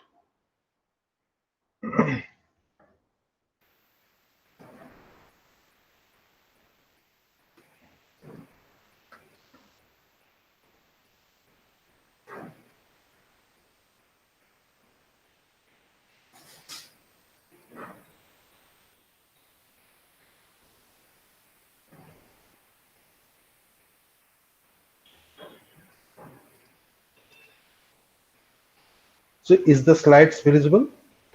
Yes, sir. Yes, sir. Yeah, thank Yes, you. sir. Thank you. So today's topic is multi-objective genetic algorithm methods and applications. So in this particular lecture, I would mainly cover the different aspects of multi-objective optimization and how to solve these multi-objective optimization problems using genetic algorithms. And if time permits, I would like to touch some of the applications that we are doing in our lab using multi-objective genetic algorithms. So you see that most of the real-life optimization problems are multi-objective in nature. So let me start with a simple example of a multi-objective optimization problem. So suppose you want to purchase a car. So while purchasing a car, we generally try to optimize different criteria. For example, we want to minimize the cost of the car, we want to minimize the insurance premium and the weight of the car. At the same time, we want to maximize the comfortability while in the car. So these are the different objective functions that we either want to minimize or maximize. Now, while optimizing these criteria or objective functions, we may also have to satisfy certain constraints. For example, we want to purchase such a car that should have a good stereo system. So you see that one of the objective function is minimizing the cost. So obviously, if we don't take a stereo system, so the cost will reduce. But we cannot purchase a car which does not have a stereo system because that is a part of the constraint. So we must reduce the cost while having the stereo system. Similarly, the purchased car must have seats for at least 6 adults. So this is another constraint. So we cannot have a 2-seat car, right? And also suppose another constant is we want a mileage of 20 kilometer per liter. So these are the constraints that we have to satisfy while optimizing these criteria. And what is my search space and what are my decision variables? So my search space is the all possible cars available in the market. So this is my search space.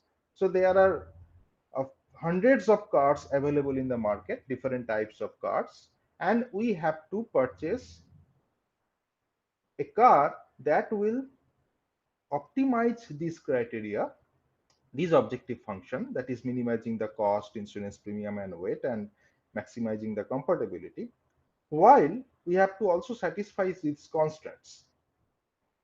So out of all cars, we have to select a car that will optimize all the objective functions while satisfying the constraints. So we can say that purchasing a car is a multi-objective optimization problem. So any real life problem where we have to optimize multiple objective functions, multiple criteria, that is a multi-objective optimization problem. So you probably have heard of, most of you, that a traveling salesman problem. This is a famous problem in computer science. So in a traveling salesman problem, uh, what we generally do that we have to find a tour that will minimize the total cost while you have to. So this is basically that you will be given a set of cities and a graph that indicate the different connections between the cities, and your job is to find a tour, that means a path in that graph that will cover all the cities in the graph and not visiting a city more than once and coming back to the originating city. And I want such a path that will have a minimum cost path. So if we want to have a multi-objective version of this problem, we may have different other objective functions that while minimizing the cost, we may also want to minimize the time. We want to minimize the distance as well. So these objective functions may have to be simultaneously optimized while you are trying to find a path. Now, many of the cases, these objective functions are contradictory in nature. For example, if we want to minimize the cost, yes, yes,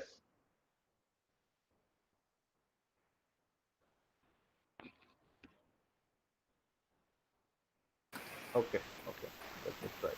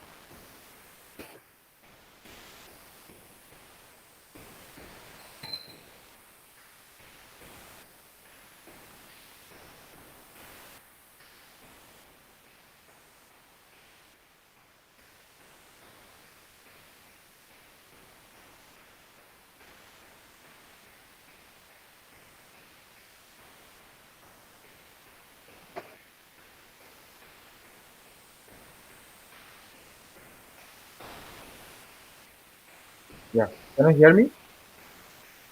Yes, sir, clearly. Okay, Clearly we are listening. Yes, sir. thank you. So let me continue.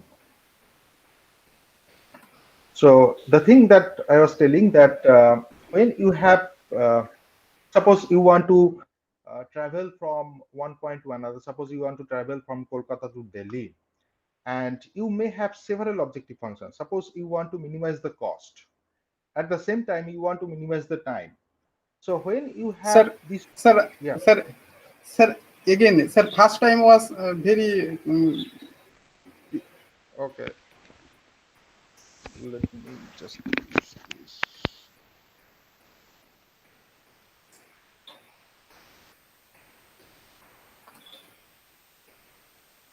Is it okay now? Hello, yes, sir. is it okay? Yes, sir, yes, sir, yes, sir. Yes, all right, sir. Yes, sir, all right. So you see that when you want to travel from Kolkata to Delhi, you want to minimize the cost. So if you want to minimize the cost, generally you will travel by train. And if you want to minimize the time, you have to travel by plane.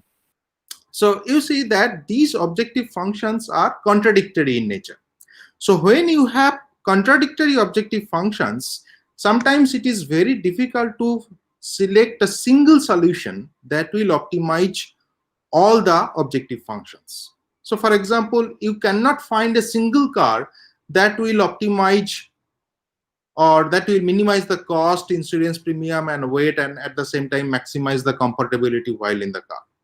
So actually, you may have a number of cars in which some car will have a lowest cost, whereas some car will have lowest insurance premium.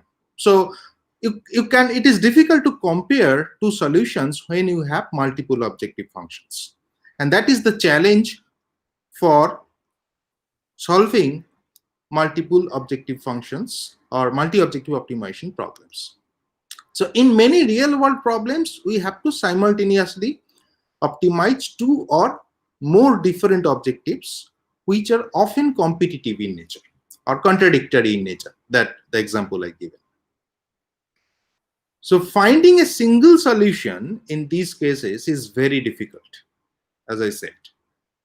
So optimizing each criterion separately may lead to a good value for one objective while some unacceptably low value for the other objectives. So if you target just one objective function and optimize that one, so you are supposed to get a solution that will be very good on that objective functions, but you may not get good values for the other objective function. Suppose if you want to target the cost objective function, so you will reach a solution that will minimize the cost, but that solution is not guaranteed to provide the good values for the other objective functions. So that is why we have to simultaneously optimize all the objective functions, not just targeting one objective functions and forget about the others. We have to simultaneously optimize all the objective functions. So some formal definitions. So in multi-objective optimization problem, so formally we can define is like that we have to find a vector of decision variables. Decision variables is simply the based on which we are computing the objective function values. So it's simply a y equal to fx kind of thing, that where x is the decision variable and y is the objective function. For example, in cars, the decision variables may be that size of the car, say number of seats of the cars, or maybe the color of the car. So these are the different decision variables, and the final objective value is a function of these decision variables. So we have to find a solution. A solution is basically a vector of decision variables, which will satisfy some inequality constraints as well as some equality constraints. And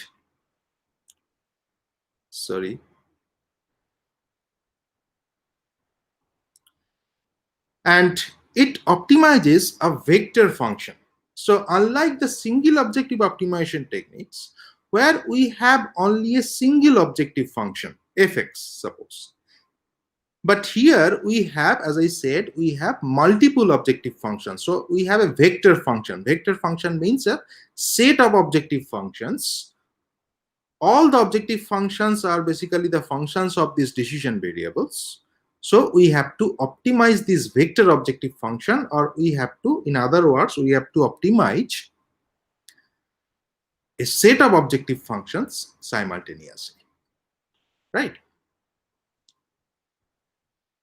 So you see that we have to deal with now two search spaces. One is the decision space, where a solution in the decision space means that suppose you have three decision variables. Suppose the size of the car, the number of seats in the car, and suppose the mileage of the car. So these are the three decision variables. So for each car, we have the values of these three decision variables. So accordingly, we can do a scatter plot, and this is your decision space. Each of these yellow dots are one of the cars.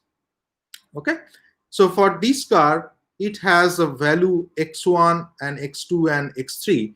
So it gets it becomes a dot in this decision space. So similarly, each of these dots represents one of the cars. Now, on the other hand, we also have an objective space. So in the objective space, basically, this is a scatter plot of the same set of solutions with respect to the objective function values. So suppose two objective functions values is the cost of the car and say the, what are the other objectives? Maybe that insurance premium of the car. So suppose these are the two objective functions. So the same car, suppose we have a car X in the decision space. So these X will have objective function values. That means we can compute the cost, and also we can compute the insurance premium. So when we have these two values, we can plot the same car in the objective space, right? So for each such dot in the decision space, we have a corresponding dot in the objective space. So this that's why I'm telling that we have to deal with now two spaces. One is the decision space and one is the objective space. And the issue or the challenge is that if two cars are very similar in the decision space, that does not mean that they will be also very close in the objective space. And vice versa. That means if two cars are very close to each other in the objective space, they may be far apart in the decision space. So that is a major challenge in multi-objective optimization. So when we have to compare two solutions, so for a single objective case, it is very easy. See, suppose you have a single objective cost and you want to compare two cars, that which is a better car with respect to cost. So this is very simple. So car A and car B, if we want to compare based on a single objective value, you just find which car has a lower cost. So that is because I'm considering a minimization problem. So a lower cost is a better solution. So we just compute the cost value for car A and car B, and we find that, okay, car A has lower cost, so car A is a better solution. If car B has a lower cost, then car B is a better solution. But the problem is that when you have more than one objective functions, for example, cost and insurance premium, these are the two objective functions, and you want to compare two cars based on these two objective functions, or even three objective functions, then it is not so straightforward to compare or to say that which solution is better.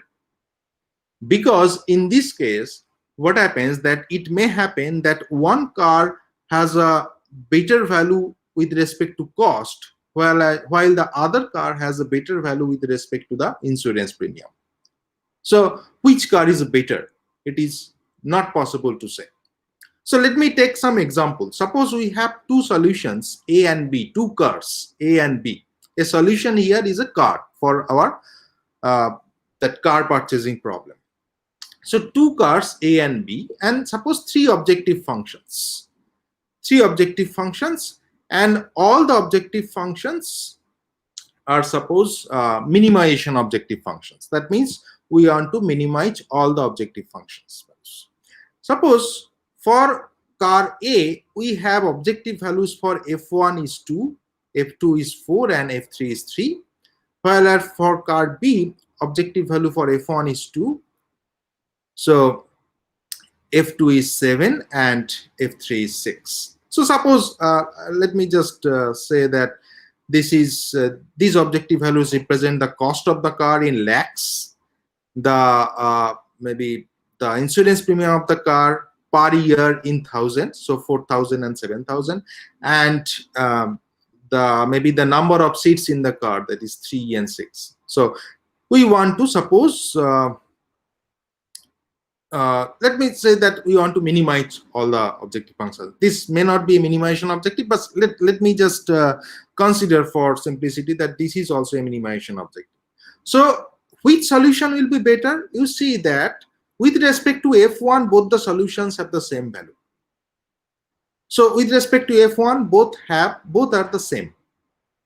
With respect to F2, which one is a better solution? For as F2 is minimization, so A is a better solution. And for F3, also A is a better solution because F3 is also minimization. So overall, what we are seeing that out of three objective functions, A and B are same with respect to one objective functions. And for the rest of the two objective functions, A is greater than B. So in this case, we say that solution A is overall better than solution B. And in terms of multi-objective optimization, this is called domination relationship. That means we say that, solution A dominates solution B. On the other hand, in this example, you see that it is again same for objective function F1, same for objective function F2, but solution B is better with respect to solution F3, right? So in this case, solution B dominates solution A. So in either of these two cases, we can compare these two solutions, saying that which solution is better than the other one. Either A dominates B or B dominates A. But when we come to the third example, what you were saying that here, for F1 both are same, for F2 A is better, and for F3 B is better. So this is a tricky situation where I cannot say that whether A dominates B or B dominates A. So this situation is known as non-domination. This is very, very important with respect to multi-objective optimization. We say that A and B are non-dominating solutions. So now just formal definition of domination is this, that solution A and solution B. So let A and B are two solutions.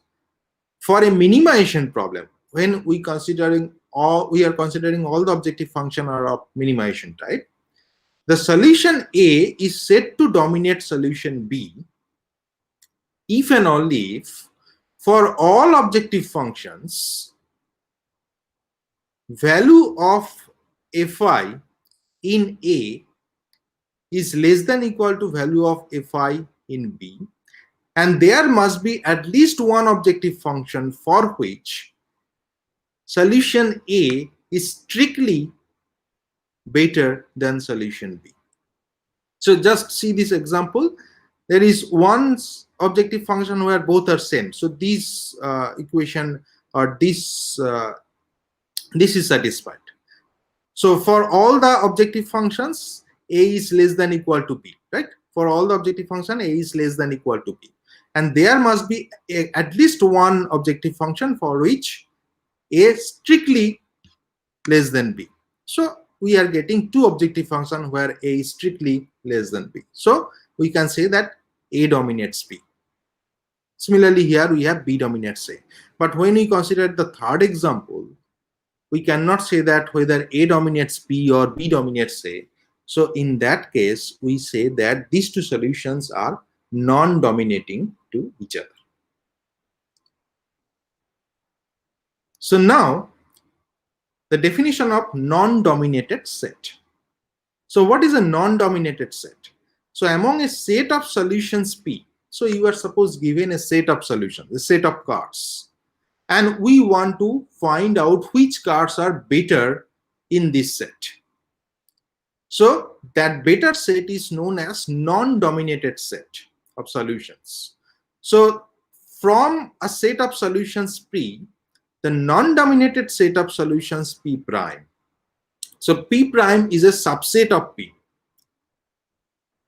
And which cards will be part of that subset? That are not dominated by any solution in that set P. So what is this? Suppose P contains 10 solutions. Out of these 10 solutions, we find which solutions are not dominated by rest of the 9 solutions. So we say that solution 1, car number 1.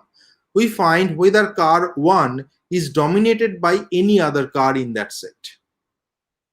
If it is not dominated by any other car, any of the rest of the 9 cars with respect to the objective functions, then we say that car number 1 will be part of the non-dominated set. We do these things for all the cars or all the solutions in that set and find out which solutions are not dominated by any of the solutions in the same set. And those solutions will be called as non-dominated set. And it will be very obvious if you can think that all the solutions which will be part of the non-dominated set, they will be non-dominating with each other. Each pair of solutions in the non-dominated set will be non-dominating with each other. And what is a Pareto optimal set? So when you are considering the whole search space, that means all possible cars or all possible solutions, our objective, the main goal is to find out the non-dominated set of the whole search space.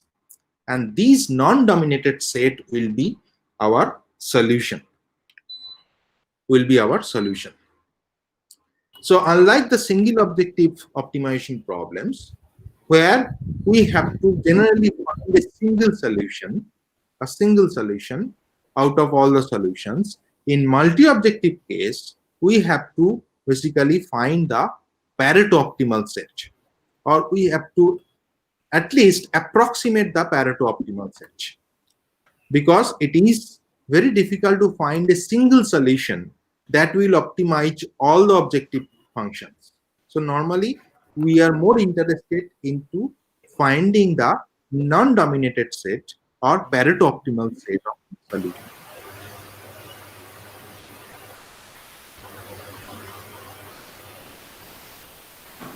So sorry, Yes. sorry to interrupt you, sir. Yes. Your page are not changing. Not changing? Display. Presentation display page is not changing. Yes, sir. Yes, sir. Now it's correct.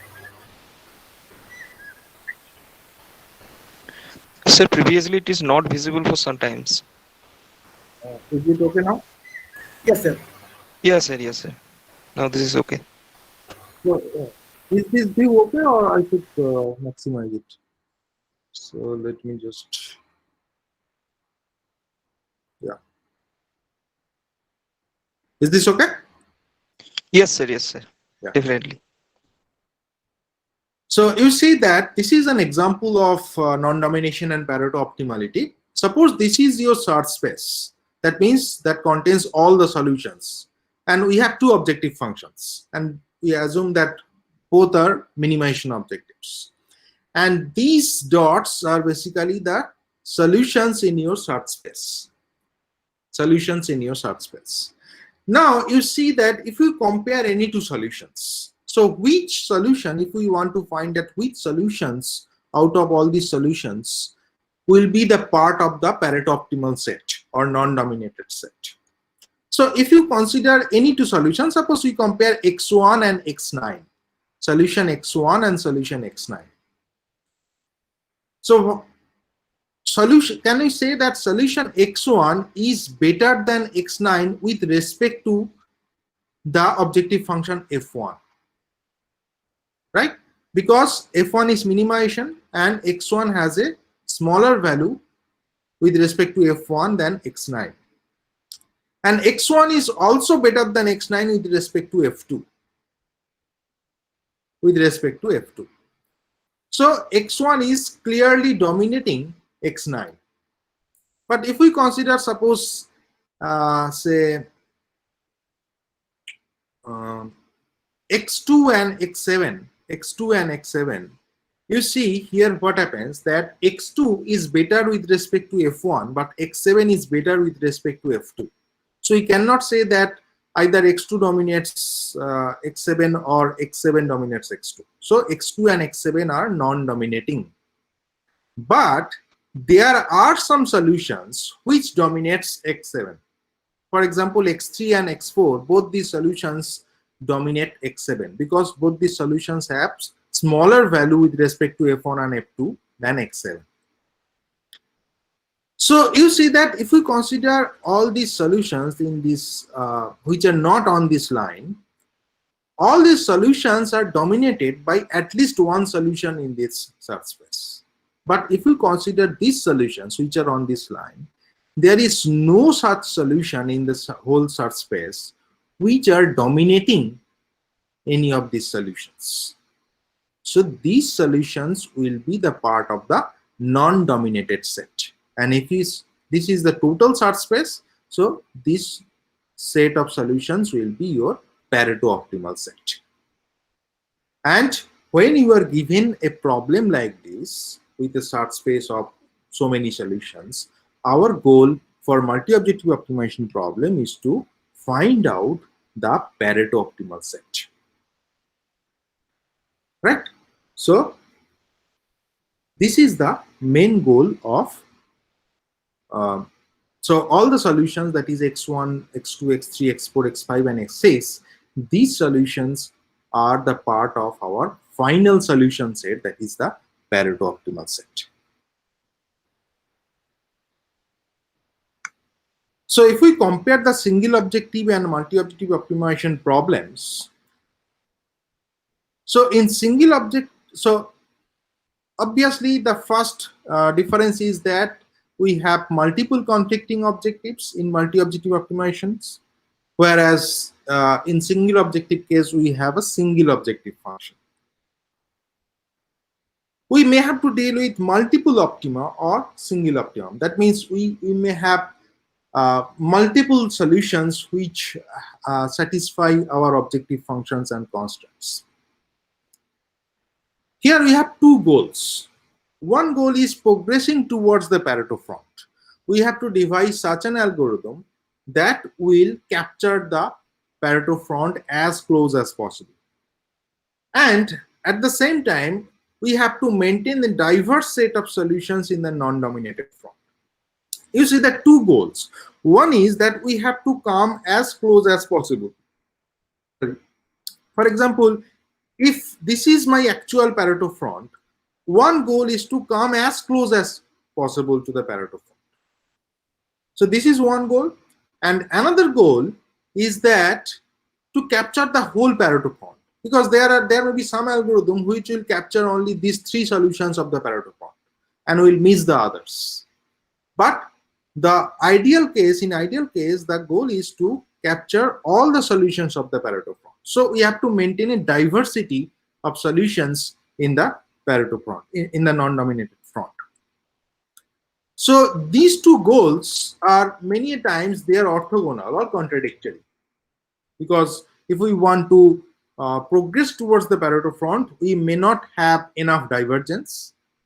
On the other hand, if we want to maintain enough divergence in the solution set, we may not be closing down to the Pareto front well. Dealing with two subspaces, as we have already discussed, that we have a decision space as well as an objective space, and a proximity of two solutions or closeness of two solutions in one space does not mean a proximity in the other space. Two solutions, if they are close enough in decision space, they may not be close in the objective space, and vice versa.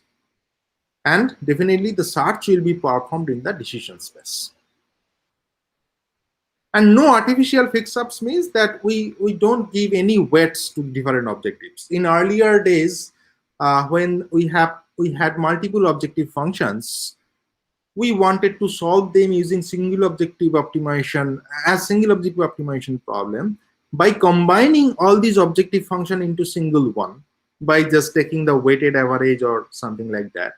But in real life cases, in modern multi-objective optimization algorithms, do not consider any such weights because we are unaware of relative importance of different objective functions.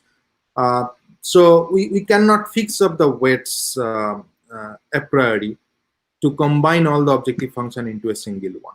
And another problem is that sometimes it is not possible. Suppose one objective function is cost, which is given in terms of rupees, and in another objective function is suppose distance, which is given in terms of kilometer.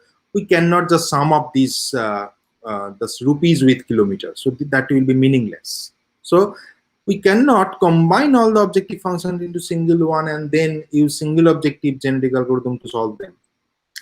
We have to simultaneously optimize all the objective functions, right? So this is just a simple example of single objective genetic algorithms. Who are aware of this, I'll just quickly go through it. So in single objective genetic algorithm, what happens that we generally encode a solution in a form of a string or a chromosome, and then we perform some operations like selection, crossover, and mutation to just manipulate those set of chromosomes or set of solutions to come up with a best solution. So this is the flowchart of a single objective genetic algorithm. We just start with an initial population, which is usually randomly generated with a set of solutions encoded in the form of the chromosomes. We evaluate the solution. We find the objective function values of each of the solutions. Then we check some termination criteria. If it is not satisfied, we do some selection. Selection means we try to find out which are the better solutions from the population. Then these solutions are used for being manipulated, and they act as parents. And these parents are then crossed over and mutated to generate the next generation population of solutions.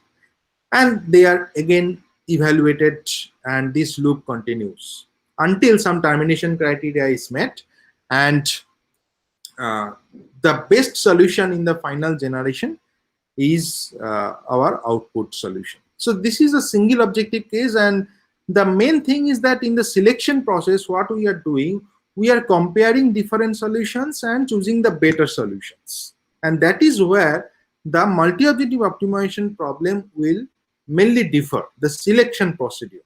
The rest of the procedure are more or less same, but they are mainly differing in the selection procedure, because in single objective case, it is very easy to select or compare two solutions. Just take two solutions and consider the better solution with respect to a single objective value, and we consider that solution for the as a parent. But for multi-objective case, when we are just picking up two random solutions from the set, either one solution dominates the other one, then it will be easy to compare. But if they are non-dominating to each other, then it is this decision has to be taken that which solution should be chosen out of these two solutions. I will discuss that in the next few slides. So multi-objective genetic algorithms are more popular primarily because of their population-based nature, because there are other ways of solving multi-objective optimization problems, but genetic algorithms are much popular because of their population-based nature. Why population-based nature? Because you see that we generally start with a set of solutions, and also in multi-objective case, as we are finally coming out with a set of non-dominated solutions. So population-based nature actually helps in that respect. So there are a lot of different approaches for solving the multi-objective optimization problems. It is not possible to discuss all of them. So I have chosen just one particular algorithm, which is called the non-dominated sorting genetic algorithm version 2, which is a very popular. It is nowadays, it is almost 20 years old now. It was first proposed in, I think, in 2002 by Professor Kalyan Moydev at IIT Kanpur. But it is still very, very popular algorithms in multi-objective domains. So I have decided to just discuss these very quickly. So this algorithm has two main characteristics. One is the non-dominated sorting, in which a set of solutions is usually classified based on their non-dominated status. I will give examples. And diversity maintenance, there is a concept called crowding distance of individuals to maintain the diversity. As I said, that there are two goals. One is to progress towards the Pareto front, and another is to maintain the diversity. So for the first goal, we are doing non-dominated sorting, and for the second goal, we have to do use the crowding distance concept. I will discuss both of them. And elitism is basically how to keep track of good solutions. So that will be also discussed. So time complexity of the algorithm is order of mn square, where m is the number of objective functions and n is the population size that we generally consider. So non-dominated sorting, you see that suppose you are given a set of solutions like this. So we consider two objective functions, both are minimization objectives. For example, this is cost and this is insurance premium of the car. And these are the different cars. Now you have to choose the better cars from this set with respect to these objective functions. So obviously, which is the best set? The non-dominated set out of all these solutions will be my best set of solutions, best set of cars. So first of all, what we do, we perform, or we find out which solutions out of all these solutions are non-dominated. That means the solutions which are not dominated by any other solutions in the set. So when I do this, obviously we'll find a non-dominated set. So my non-dominated set out of all these solutions will be this one. So these solutions are non-dominated. That means they are not dominated by any other solutions in this set. And we call these solutions at the rank 1 solutions because these solutions are the best set of solutions in this complete set of solutions. So these are our rank 1 solutions. Next, what we do, we temporarily remove the rank 1 solution. We just forget that these solutions were there. We just temporarily remove these rank 1 solutions. And again, from the rest of the solutions, we find what are the non-dominated set of solutions. So when we remove the rank 1 solutions and find the non-dominated solutions from the rest of the set, we get the rank 2 solutions. So this green line represent the rank 2 solutions. Then we remove the rank 1 and rank 2 solutions and again perform the same thing. That means we find the non-dominated set from the rest of the solutions, and this way we get the rank 3 solutions. Sorry, let me just.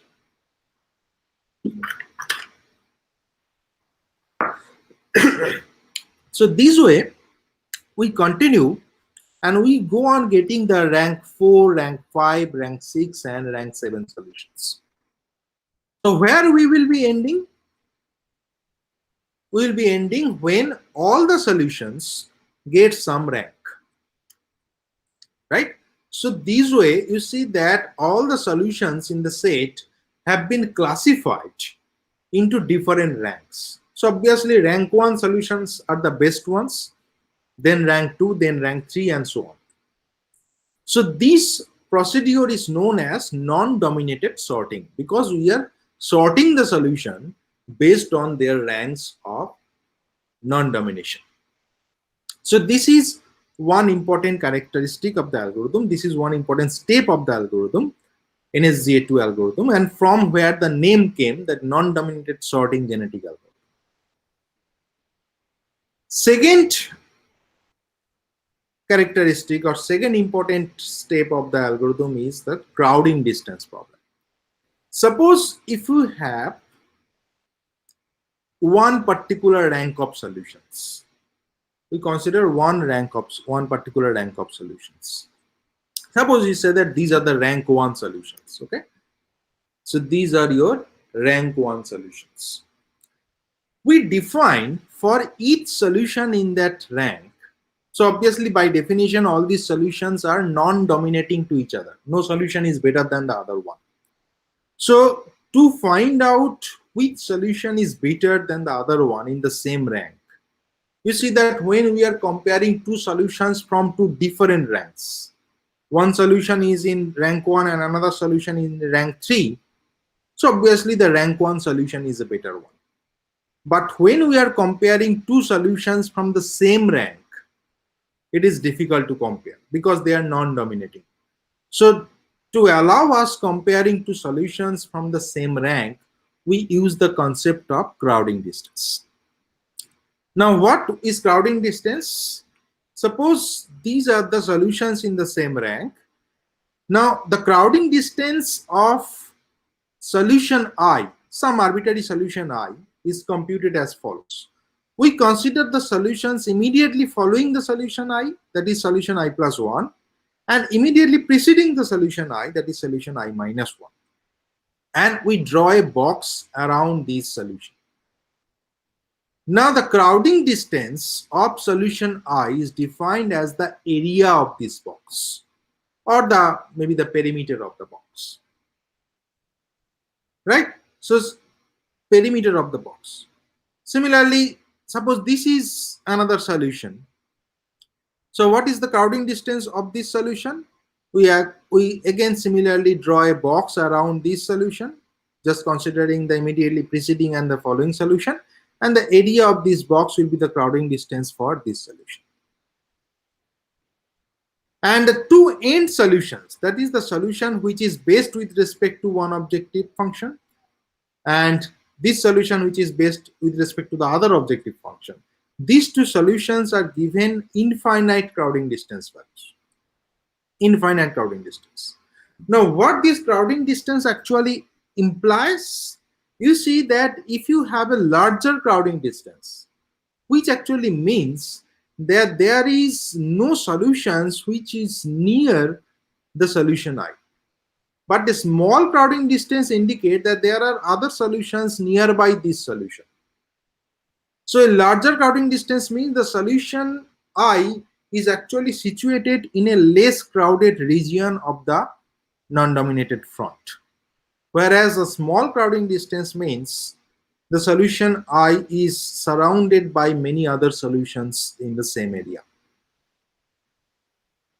So you see that when we have to compare two solutions from the same non-dominated front, like this one, if we consider solution I and suppose solution I plus 2, this one, which solution is a better solution, or which solution should be chosen? We will choose the solution with the larger crowding distance, because you see that one goal is to capture the complete Pareto front. That is, we have to maintain the diversity. So if we miss this solution, if we don't choose this solution, we are going to lose this part of the Pareto front, this part of the front. Whereas if we choose this solution, if we miss this solution, there are other solutions nearby to cover this area of the Pareto front. So we cannot afford to lose this solution, because this is the only solution which represents this part of the Pareto front. So we cannot afford to lose that. And why we are giving the maximum crowding distance value to the end-to-end solutions? Because these are the two ends. We cannot definitely afford to lose this solution. So whenever we compare two solutions, one solution is the end solution and another solution is somewhere here, we always choose the end solution, because this is the end of the Pareto front. The two ends are very important. So in this case, we define a crowded binary tournament selection. So binary tournament selection is a very popular selection method in single objective optimization problem, where what we do, from the set of solutions, we randomly pick up two solutions, and then we compare these two solutions with respect to the objective function, single objective function values, because in case of single objective optimization problem, and choose the better solutions, choose the better solution and put it in the mating pool in the next generation. So that is easy. That is called the binary tournament selection, because we are just making a tournament between two solutions and choose the better one. But when you have multi-objective case, then if we want to implement this tournament selection procedure in multi-objective case, so how we do this? We randomly pick up two solutions, then we check their ranks, because we have already sorted the solutions in terms of their ranks, non-dominated sorting. The solution which has lower rank, definitely it is a better solution. So if the two solutions are coming from two different ranks, we choose the solution with the lower rank. But if they are coming from the same rank of solutions, same non-dominated front, we choose the solutions with higher crowding distance value. So this is what we called as crowded binary tournament selection, right? So this is, now let me just explain that NSGA2 loop, the whole loop. So as I said, that it is very similar to the single objective case, only the selection, main difference is in the selection procedure. So we start with a set of solutions, usually randomly generated. So we have a set of cards. We start with a set of cards. Then what we do, we perform the non-dominated sorting. That means we sort the solution and to give them different ranks. And after this non-dominated sorting, we perform the selection, that is the crowded binary tournament selection. That is, We pick up two random solutions. If they are coming from the different ranks, we pick the solutions with the lower rank and put it in the next population. If they are coming from the same rank, then we pick up the solutions with larger crowding distance and put it in the next population. So this is your selection procedure, and we do a number of selections to fill up the next population. Then this next population is called the mating pool, because this pool of solutions will take part in mating. They will act as parents. So then we perform the crossover and mutation to generate the child population. So this is my parent population and we get a child population. Then next what we do, we combine the parent and child population to find out the better set of solutions in the combined population. And from the combined population, we then again perform the non-dominated sorting on the combined population and then pick up the top solutions depending on the population size. And these solutions will go to the next generation, and from here we can directly perform the selection. So this part is known as the elitism, and we can start selecting, again perform the crowded binary tournament selection from here. So this is the loop. This is the generations will go on in this loop, and finally what will be my final set of solutions? The output. Unlike the single objective optimization problem where the final solution is the best solution in the last generation, whereas in multi-objective case our best solution is the rank 1 solutions of the last generation. Our rank 1 solutions of the last generation will be the output of the NSGA2, right? So I will just give some quick examples of some benchmark multi-objective optimization problems. So when, suppose if you want to design your own algorithm for multi-objective optimization, you have to show the effectiveness of your algorithm with respect to some benchmark problems. So here are some examples of benchmark problems. So all the problems are two objective problems, and we have a lot of benchmark problems are there. So I'll just show you the example Pareto fronts that are generated by NSGA2 algorithm for this benchmark problem. So this is one of the problem, SCH problem. This is the first problem. You see that SCH, one objective function is x square, another objective function is x minus 2 square. So both these objective functions are have to be optimized simultaneously. So we just perform the NSGA2, and this is the Pareto front solutions that it generates. So this is another function, FON function. So you see that in this case the Pareto front is non-convex. In this case that it is a convex Pareto front, but in this case the Pareto front is concave. So it depends on the problem. So in this particular case that you see that Pareto front is discontinuous, that it is non-continuous Pareto front. This is also for some objective, some special problems that Pareto front may be non-continuous. This is again in another example of non-continuous Pareto front. So why diversity maintenance is important? You see that there may be some algorithm which will be capable of generating this part of the Pareto front, but will miss this part. But a good algorithm like NSGA2 will capture the whole Pareto front. Does not matter how many components are there in the Pareto front, but all the components are captured well. So this is another one, another concave one. This is a lot of components. So 1, 2, 3, 5, 4, 5. So 5 different components of the Pareto front, and all the components have been successfully identified by NSGA2 algorithm. So these are some examples of benchmark optimization problems, and if you want to design your own multi-objective optimization algorithms, you have to show the effectiveness of the algorithms with respect to these benchmark problems. So I would like to give a real life application of multi-objective optimization using genetic algorithm. So how much time I am left? Can anybody please tell me? Hello. Yes, sir. So how much time I am left? So can I get 15?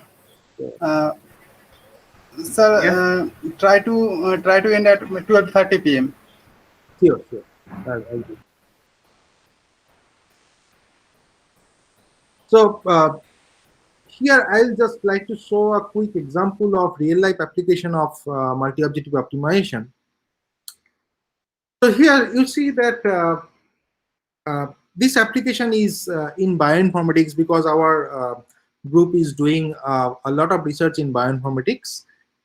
So here I just quickly give you some idea that you see that in our cells, in the nucleus, we have several chromosomes, and these chromosomes are basically made of DNA. Okay, and this part of this chromosome, a part of these DNA molecules are known as genes, and these genes have the programs, all the programs of how our cells actually function. But the problem is that these programs are sleeping entities, just like in computer programs, they are sleeping in hard disk. But when they will be active, when they will be executed, they will make a process and they will start functioning. Similarly, these genes are sleeping entities.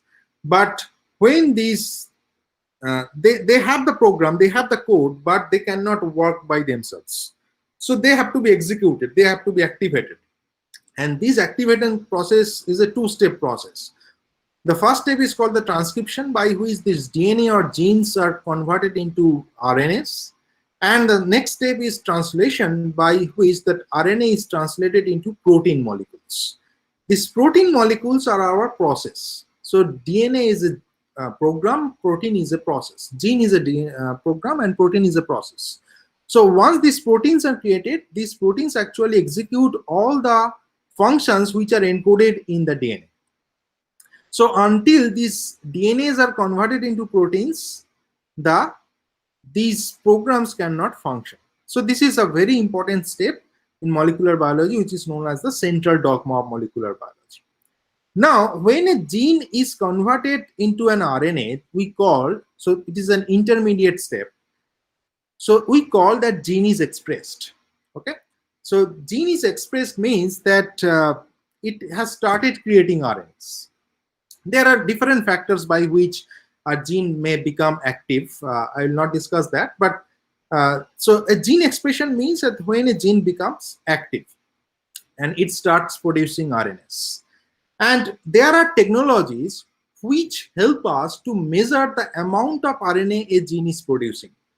So we call that expression level of a gene. So expression level of a gene means that how much RNA it is producing. So more RNA means it will ultimately produce more proteins out of that. Okay. So a gene, depending on the situations or depending on the tissues or depending on the conditions, a gene may be highly active, it will be highly expressed, or gene may not be expressed at all, or it may express in very low level. So that depends on the condition, that depends on the tissues, that depends on some medical conditions as well. For example, someone has cancer, someone does not have cancer on the same tissue. So it may have that some genes are highly expressed in normal tissues but not expressed in the cancer tissues, and vice versa. That means some genes are not expressed in normal tissues but highly expressed in cancer tissues.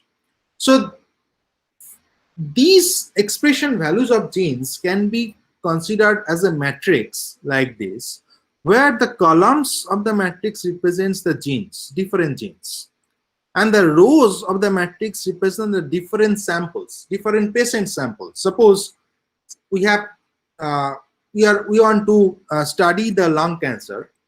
So we have got some patients which are already diagnosed to not having the lung cancer. They are the benign tumors in the lung. So these are called the normal samples.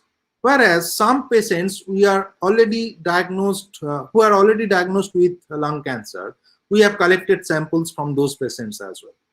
Then for the same set of genes, we compute the expression values of these genes. So this is positive and negative values are coming because we have normalized this data. So we compute the gene expression values of all these genes in all these kind of samples. So when we want to visualize this data is known as the microarray gene expression data.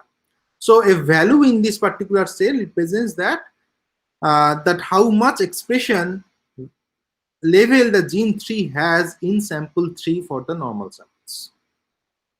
So these data can be visualized in this form by coloring the different cells according to the values of the cells. So a higher value will be more reddish color, will be given more reddish color, and this lower value will be given a greenish color, and the middle level values will be given a blackish color. So this is known as the heat map of the same matrix, heat map of the matrix.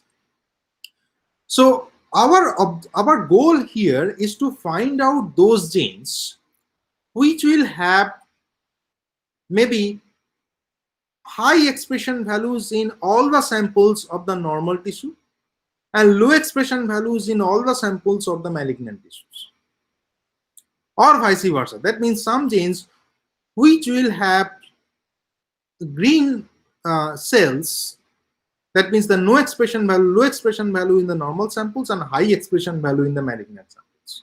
So these particular genes are known as the gene markers because they can mark the different disease condition.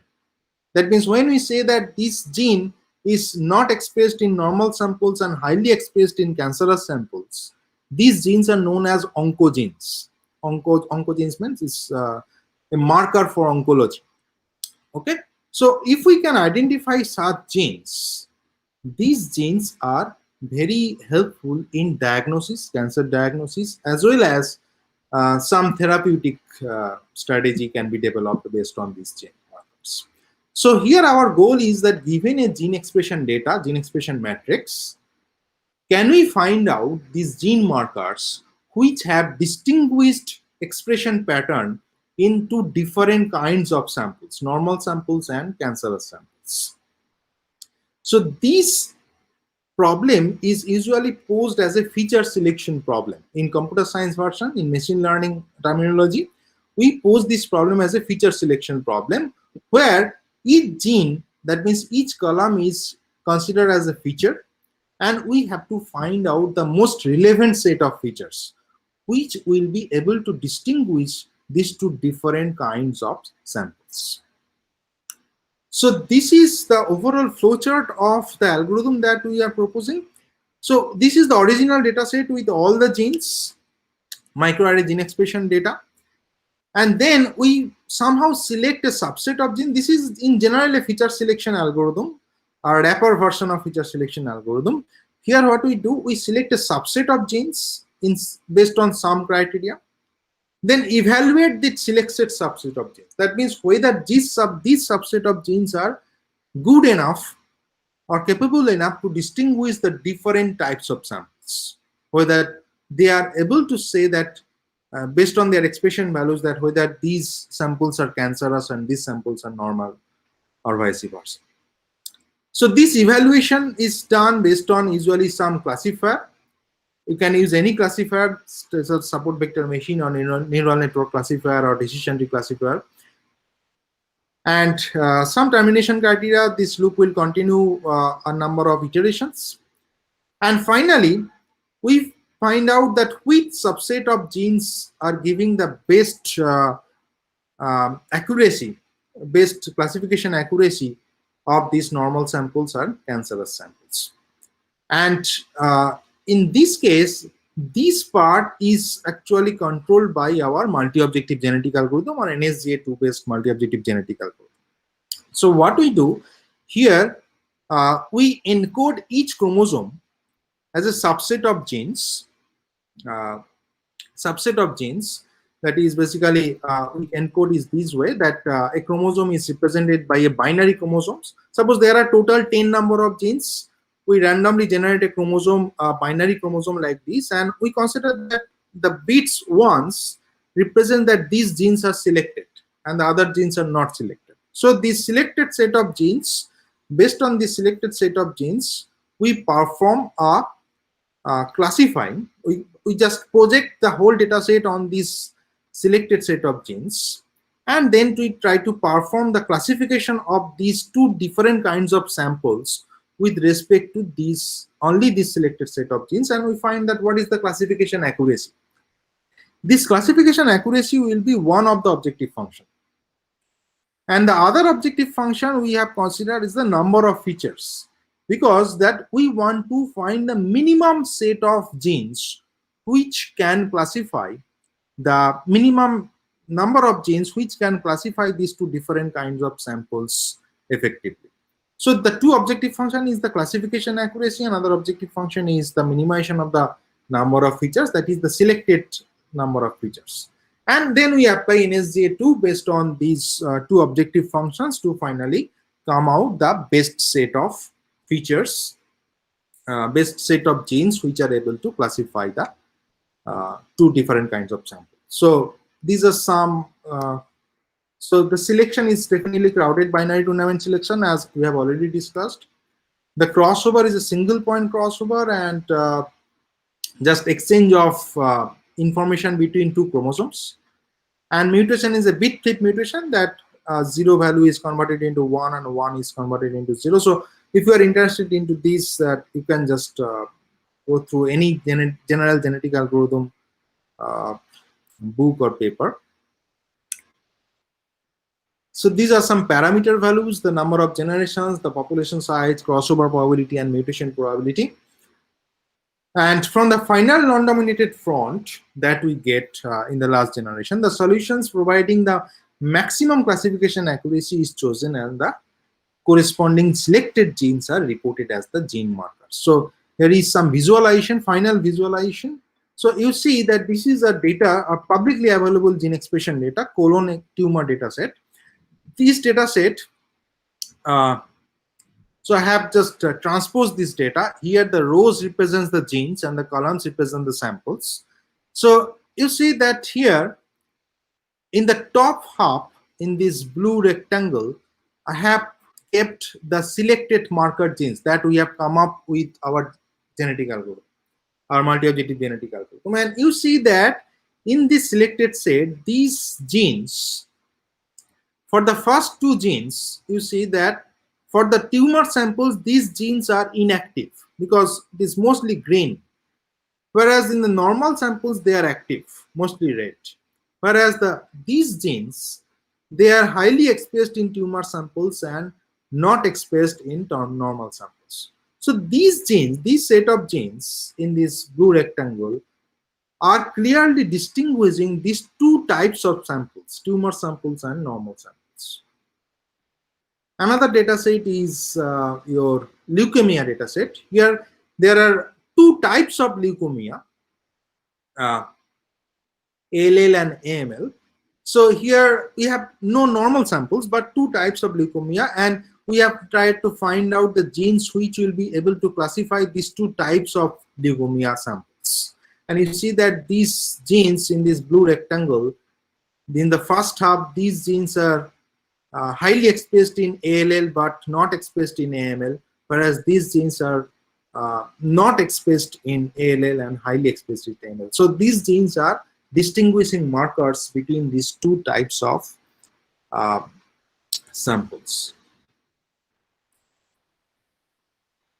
So these are some useful links from where you can, the multi-objective NSGA2 algorithm and the corresponding code is available from Kanpur Genetic Algorithm Laboratory site. This is the site where you can download your download the code and just try.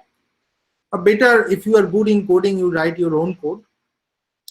What I will prefer, because my own code will be easily modifiable for different problems. UCI Machine Learning Repository is a collection of different types of dataset which can be used for machine learning applications. And these are some public microarray dataset, microarray gene expression datasets that we have used in our studies.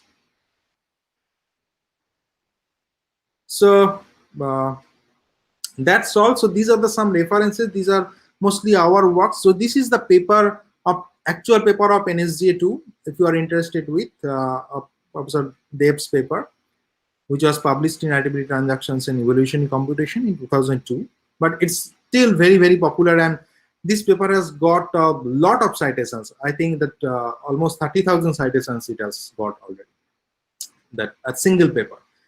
And these are our papers where we have applied the multi-objective algorithms and different variations of it on different applications, starting from maybe that remote sensing or your bioinformatics, other bioinformatics problems, and so on. So this is a book that we had written. This book was mainly the product of my own PhD thesis with some extra modifications. And if you are interested, you can look into that. That's all. So if you have any questions, I will be happy to answer.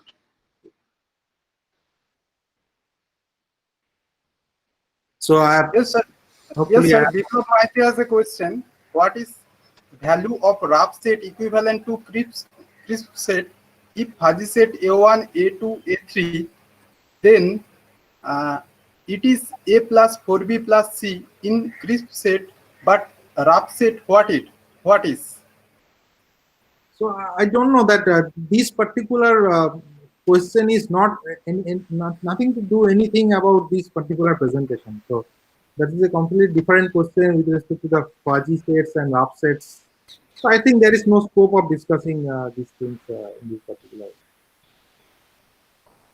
So if you have any question related to this material, Sir, I have a question. Yeah. Sir, you have showed that the objective function, in the objective function, the infinitive crowding distance was something which is is not infinitive. So if somehow we can minimize it, or is there some possibilities that infinitive crowding distance will minimize? No, you see that crowding distance is all about helping us to select a solution or to compare two solutions from the same form, same non-dominated form. That is when they are non-dominating with each other. So we are putting infinite crowding distance to two end solutions. That is, the end solutions means the solutions which are based with respect to some particular object. So in any case, we don't want to lose these two solutions. So whenever two solutions are compared, or any solution is compared with some end solution, the end solution is always selected. Right? So end solution is always selected. Okay. So that's why you are putting the infinite. So obviously when you implement it in your code, it is not possible to just give an infinite value.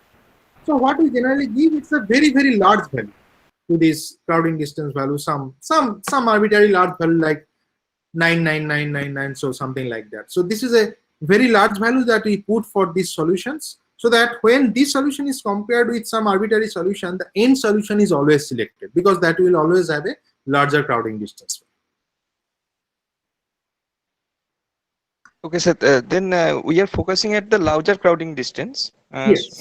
That's why we are finding the solution like. Yes, because larger crowding distance indicates the solution is located in some area of the world where there are no other solutions nearby. So if we lose this solution, we may lose that part of the Pareto font. So that's why the larger crowding distance is giving more importance. Okay, sir. Many Okay, sir. Also have a question from Habib Sheikh. Pareto optimal solution is preferable which case?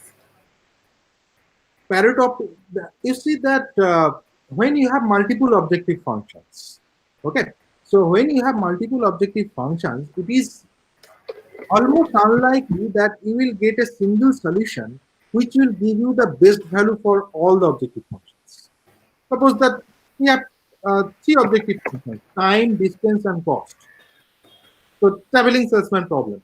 Time, distance, and cost. Three objective functions. You want to minimize all these objective values. You want to minimize cost, you want to minimize distance, you want to minimize time.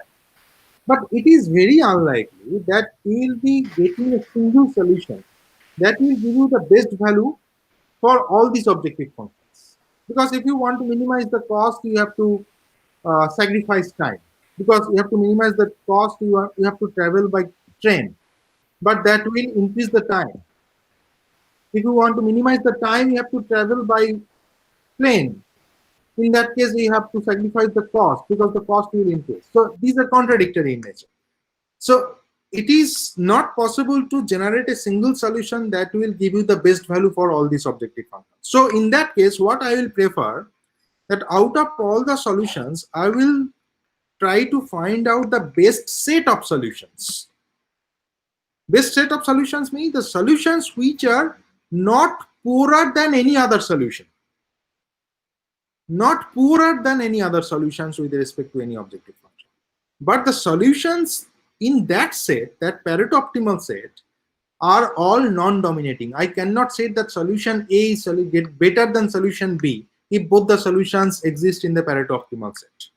So the job of the algorithm is to find out the Pareto optimal set. And then this Pareto optimal set of solutions is given to the user. Then finally, user, depending on the application, depending on his or her requirement, it chooses one particular solution from the Pareto optimal set.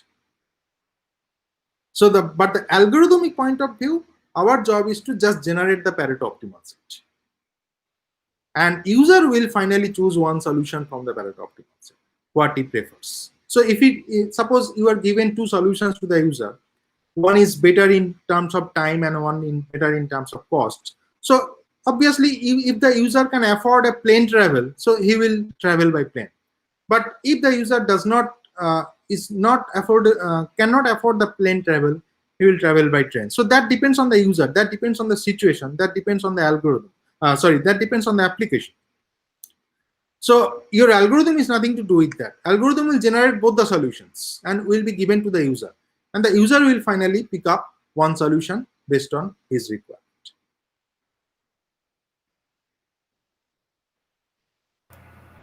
Okay, sir. Gaurav sir, are you there? Yes. Yes. Okay, continue. Every feasible work or function in the world would go through with a proper algorithm. And every time we are trying to find an optimal solution if possible for that. Here we get to be acquainted with such a meta-heuristic search-based algorithm that has an evolutionary optimization technique alongside a regression model in finding the optimal process parameters. A heartfelt thanks, sir, for such an embellished and cognitive session to share with us. We are enviable to have you with us as resource person. Once again, thank you, sir. Thanks a lot. Thank you.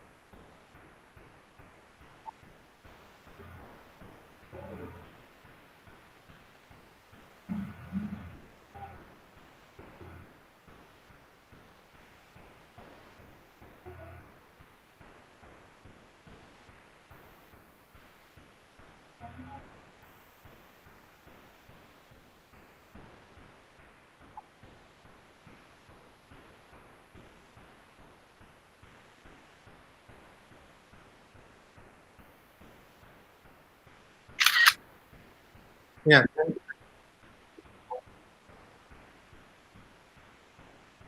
Thank you very much. I was very happy to discuss my findings. So you have, hopefully you have enjoyed. So if you have any other questions, you can directly send me emails. I will be happy to answer.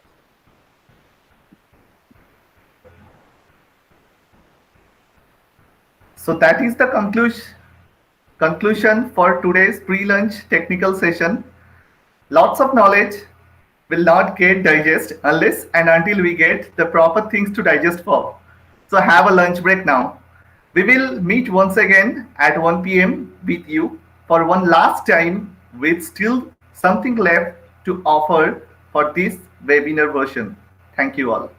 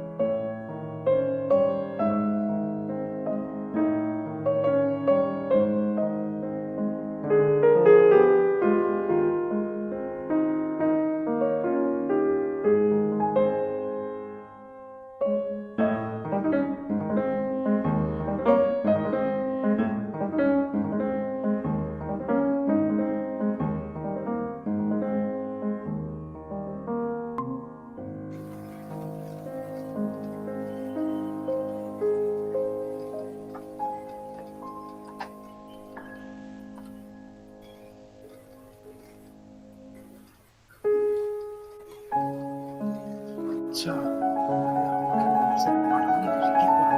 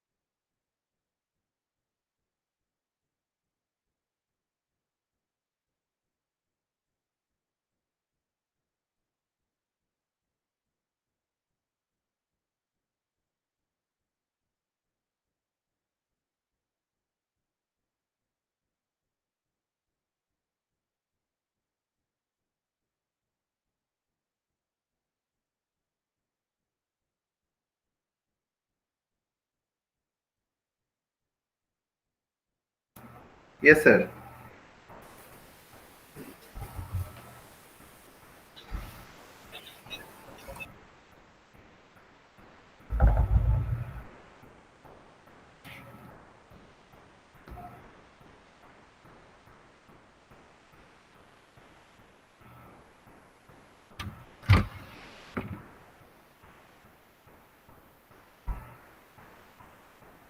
Hello. Hello. Welcome back. So here again, I wish to present our board. Actually, this is a miniature endeavor from our side using Microsoft Azure DevOps, invoking speech application program interface through Visual Studio IDE. Prashanta sir, are you hearing? Are you listening? Are you there, Prashanta sir?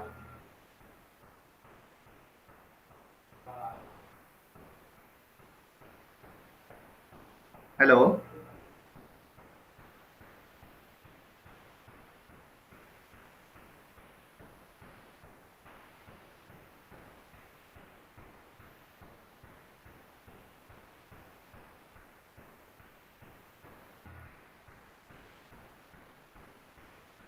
Yeah. Okay. So welcome back to our live session for exploring last chapter of our webinar for this edition. It's very common to all that after offering the refreshment cuisines to all the guests, we generally call up the hosts to have some. So here also, we try to adapt the similar kind of concept as the final technical session is going to conclude by the renowned speaker from such an institution from whom we are inherited. I would like to request Dr. Utpal Nandi sir from Vidyasagar University to kindly proceed the closer of knowledge about machine learning on a high note.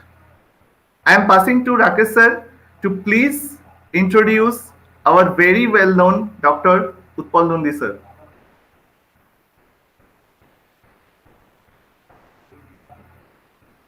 Thank you, Gaurav sir. Dr. Utpal Nandi sir is an assistant professor, Department of Computer Science, Vidyasagar University.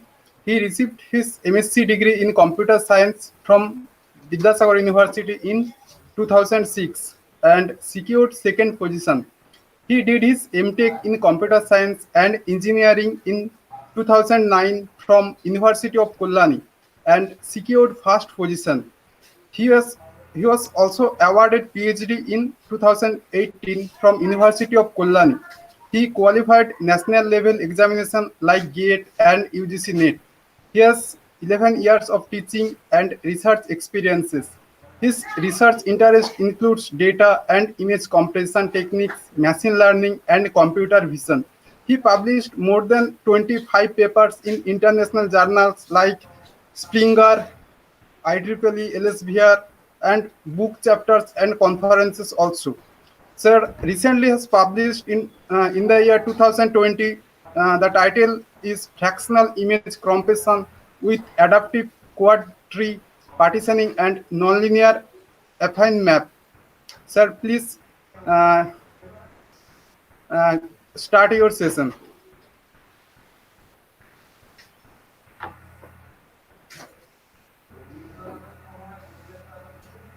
Sir, your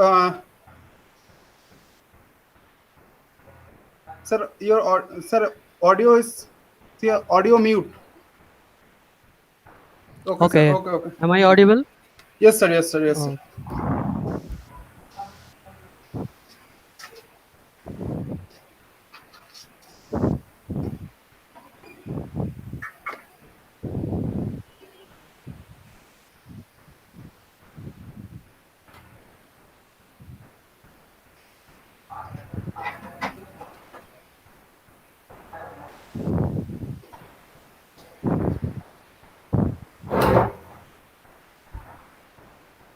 PPT is visible? Yes, sir. Yes, sir. Yes, Hello? sir. It is visible. Yes, sir. It is visible. Okay. So, good afternoon to all.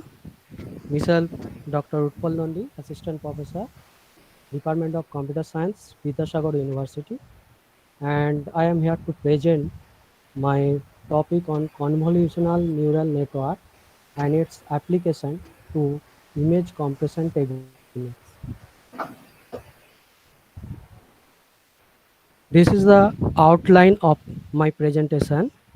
First introduction, then what is image compression and what are the different types of image compression techniques, and then what are the limitations of existing image coding standard.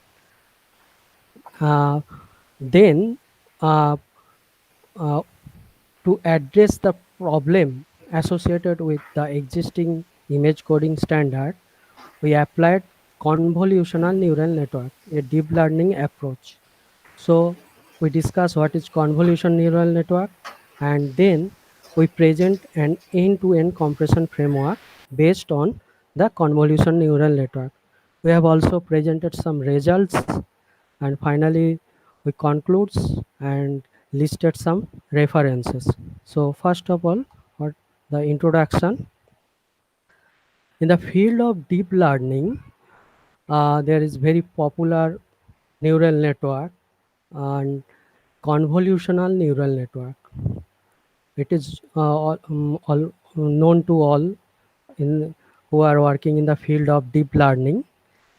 It has achieved great success in image processing and computer visions, especially in high-level vision applications like recognition, object detection, etc. However, it is rarely used to solve low-level vision problems.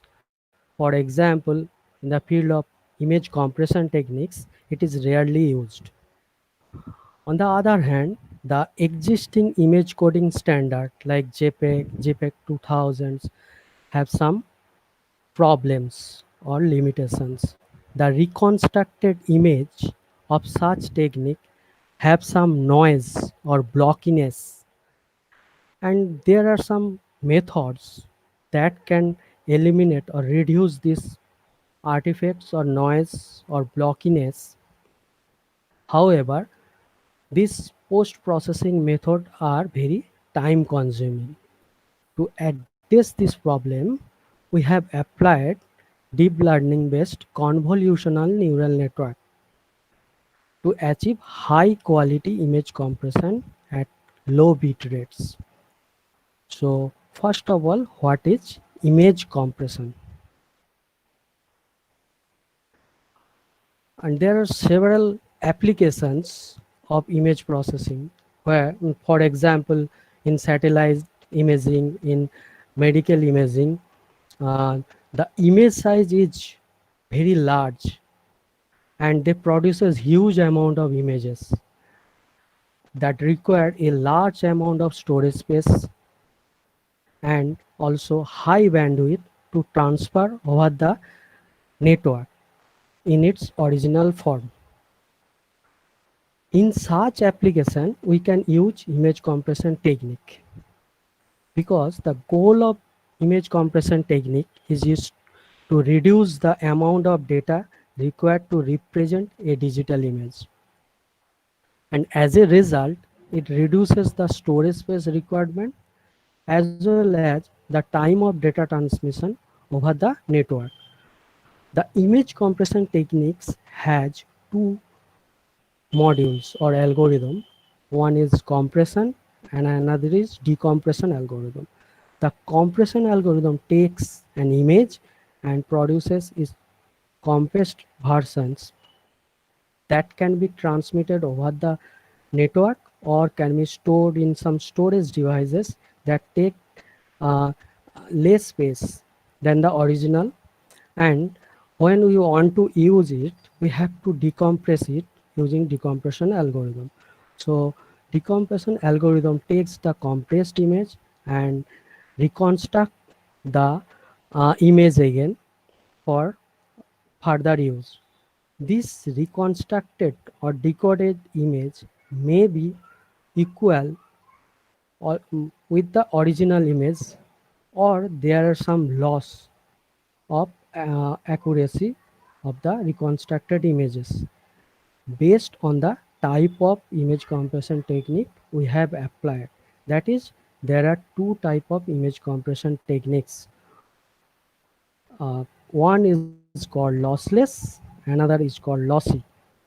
The lossless technique generate exact duplicates of the original image after compress and decompress process, but it does not offer low compression ratio. It offers very low compression ratio.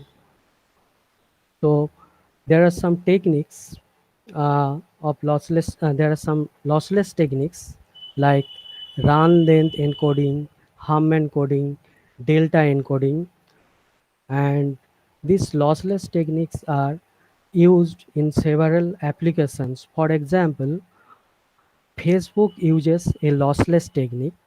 This lossless techniques is known as JSTD, that is JET standard. It is an open source lossless compression techniques. Zip file format also uses lossless algorithm. gzip of GNU tool also uses lossless techniques. Some image file format like PNG, GIF also uses lossless techniques. But in case of lossy techniques, it concern or agree a certain loss of accuracy of the reconstructed images, but uh, uh, we concern a loss to get high compression ratio of the images. And most of the time we have used these lossy techniques. Some of the popular lossy techniques is JPEG, JPEG 2000, fractal image compression techniques, etc. And these lossy techniques are used in different type of applications. Most of the time these lossy techniques are used for its high compression ratio. It to compress multimedia data, audio, video, images, and some applications such as streaming media, internet telephony, etc. And WhatsApp also uses JPEG lossy techniques. So in case of lossy techniques, the reconstructed image concern a certain loss of accuracy. And this is the block diagram of lossy image compression techniques. This part is for compression and this part is for decompression. The compression algorithm has 3 steps: transport, quantization, and entropy coding. And these 3 steps produces compressed images which can be stored or transmitted over the network. And when we want to use it, this compressed image is decompressed using 3 steps: entropy decoding, dequantization, and inverse transform. The transform and entropy encoding is reversible, but quantization is not reversible. As a result, if we want to compress more, we have to use higher quantization level. And at the time of dequantization, there are some loss. As a result, lossy compression techniques have some loss. So now, what are the limitations or problem associated with lossy image compression standard? If we want to compress the image with high compression ratio, then we have to use a bigger quantization step that will cause the reconstructed image to have blocking portions or noises. For example, here this is the original image and we have applied JPEG compression technique. We compress it and decompress it to get the reconstructed image. We find that these are some noise we find in the images. So this is a problem if we want to compress more compression ratio, then the reconstructed image have some artifacts or noise or blockiness. We can reduce this noise using some deblocking or denoising methods. But these methods are very time consuming, and the connection between the encoder front end and the decoder backend processing is ignored there. Therefore, it is very difficult to apply them to practical applications. To address this problem, we have presented here an end-to-end compression framework using a convolutional neural network. And this framework can be used with existing image coding standard, for example, JPEG and JPEG 2000, that are used across the world extensively. So before going to discuss the end-to-end compression framework, we have to know what is convolutional neural network. So convolutional neural network is a type of neural network. It is specially designed for image input.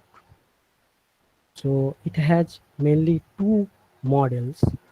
It has convolution layer and pooling layer. The convolution layer extract features of the images, and this feature is called feature maps.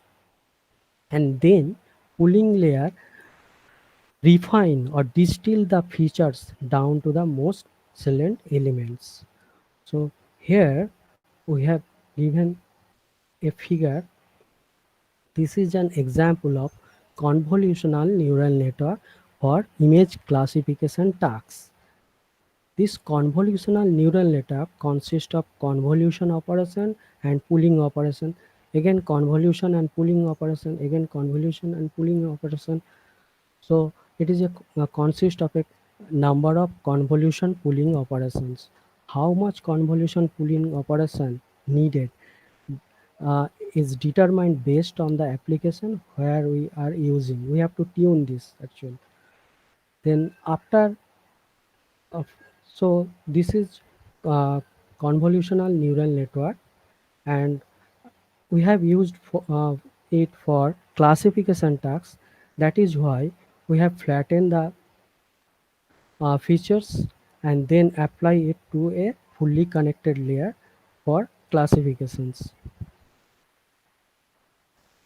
Now we have to know what convolution layer does.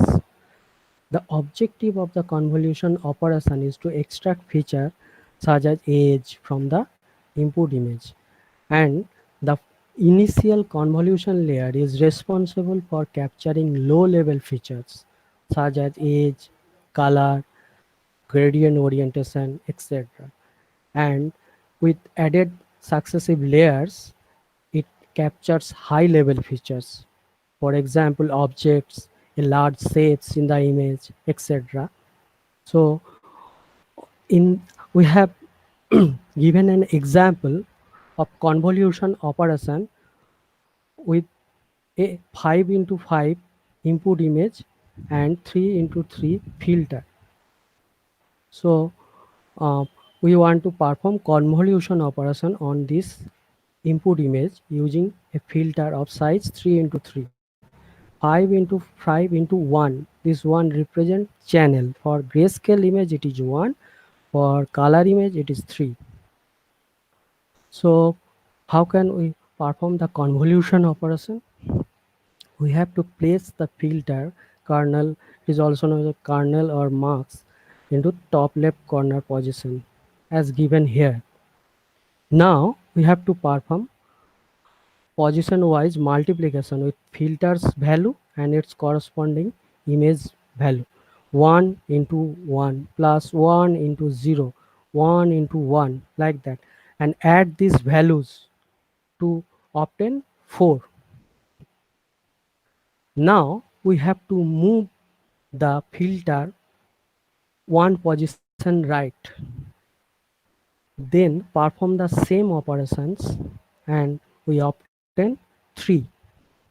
Again, move one position right and perform the same operation. Actually, we are performing um, dot product operation. So we find 4 here. So in this way, oh, we place this filter in this position and calculate 2. Again, one position shifted and calculate as 4. In this way, we move the filter from top left to the bottom right, one position after each operations, and finally we get the convolve feature 434 243 234. So this is the example of convolution operations. In this example, up, we have said that after one operation the filter is moved one position. Why? We have taken stride is equal to 1. So if we consider stride is equal to 1, then we have to move one position after one operations. If stride is equal to 2, we have to move two positions after one operations. So what will be the size of the convolve features? If the filter size is 3 cross 3 and input size is 5 cross 5, then we can get the convolve feature size as n plus 2p minus f by s plus 1.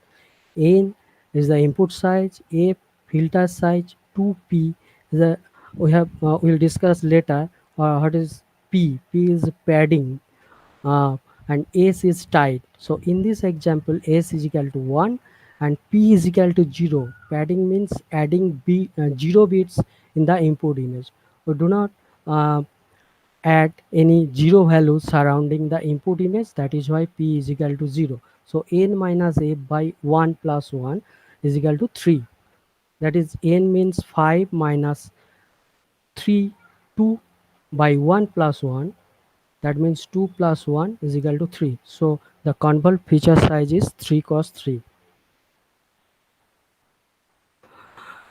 This animation demonstrates the convolution operation here.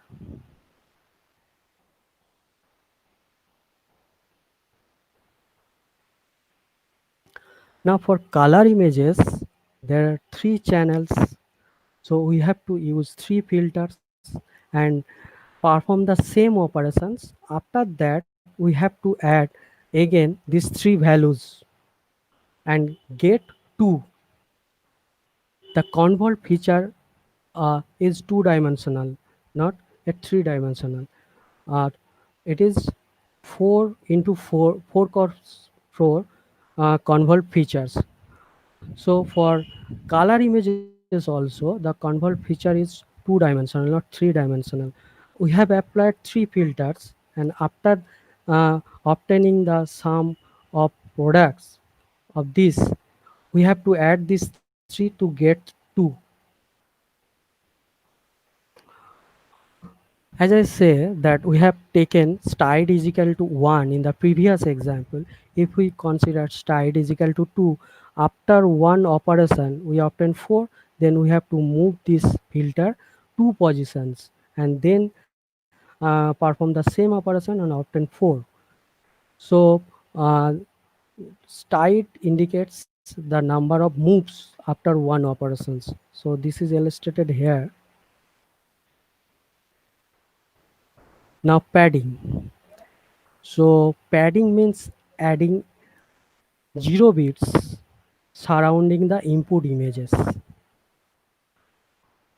So if padding is equal to 1, so we have to add 0 bits surrounding the input image. So there are 2 type of padding, valid padding and same padding. In case of valid padding, after convolution operation, dimension of the input image is reduced.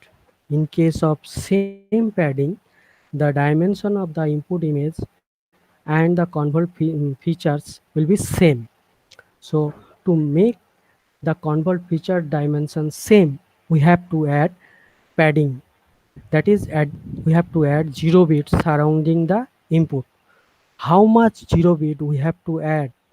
We can calculate it simply P is equal to f minus 1 by 2.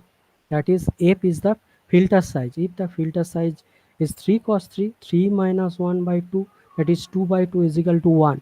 So padding is equal to 1. That means we have to add one layer of zeros to the input, so that after convolution operation we get the convolved feature size is same with the original input size. This is the convolution operation after padding.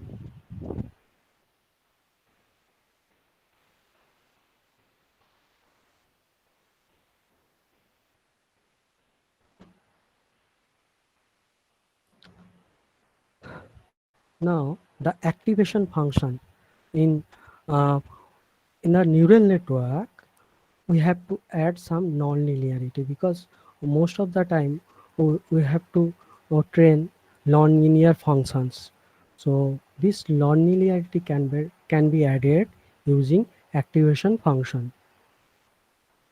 So if our output is above a particular value, the neuron will fire or trigger, otherwise no output. So there are several type of activation function like sigmoid function and ReLU.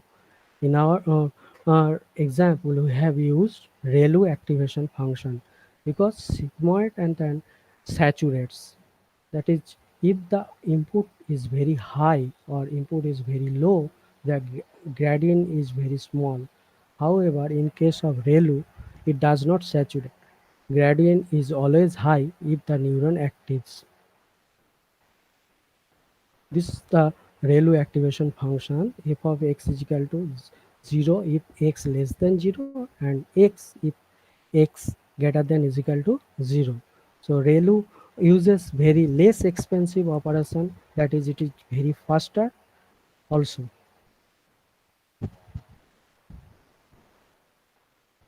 Now we have explained one operation of convolution neural network, that is convolution operation. Now pooling.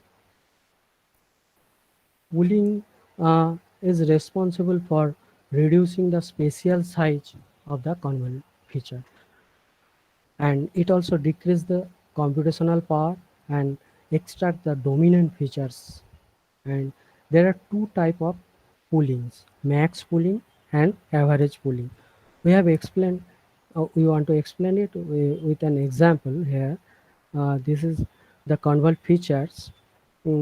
So in case of max pooling, uh, among these four elements, what are the maximum element is 20. So 20 is placed in this position. Now among these four elements, the maximum element is 30. We have placed 30 here.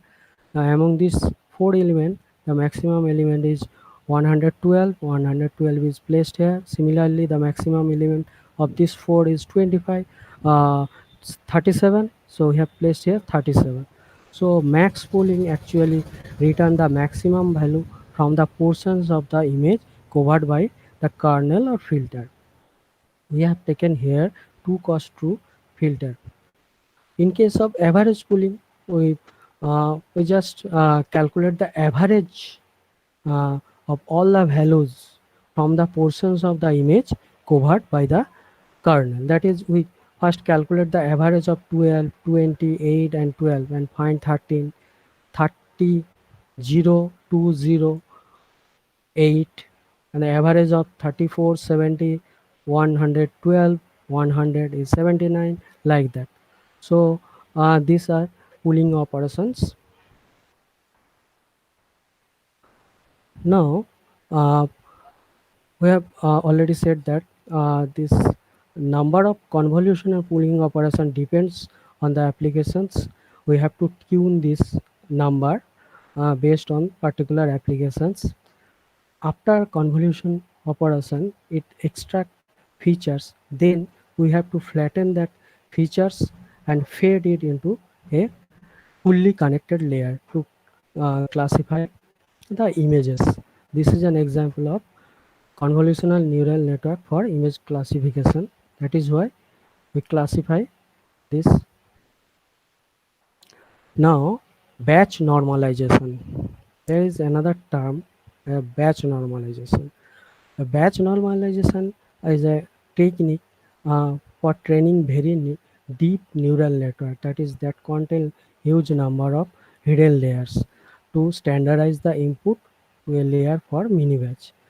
So actually it scale and distribute the input to a layer that can greatly impact how easy or quickly that layer can be trained. So it uh, smoothen the training process by regularizing the process of training. And the batch normalization is applied in between convolution operation and activation function. Now we have now a concept of convolutional neural network.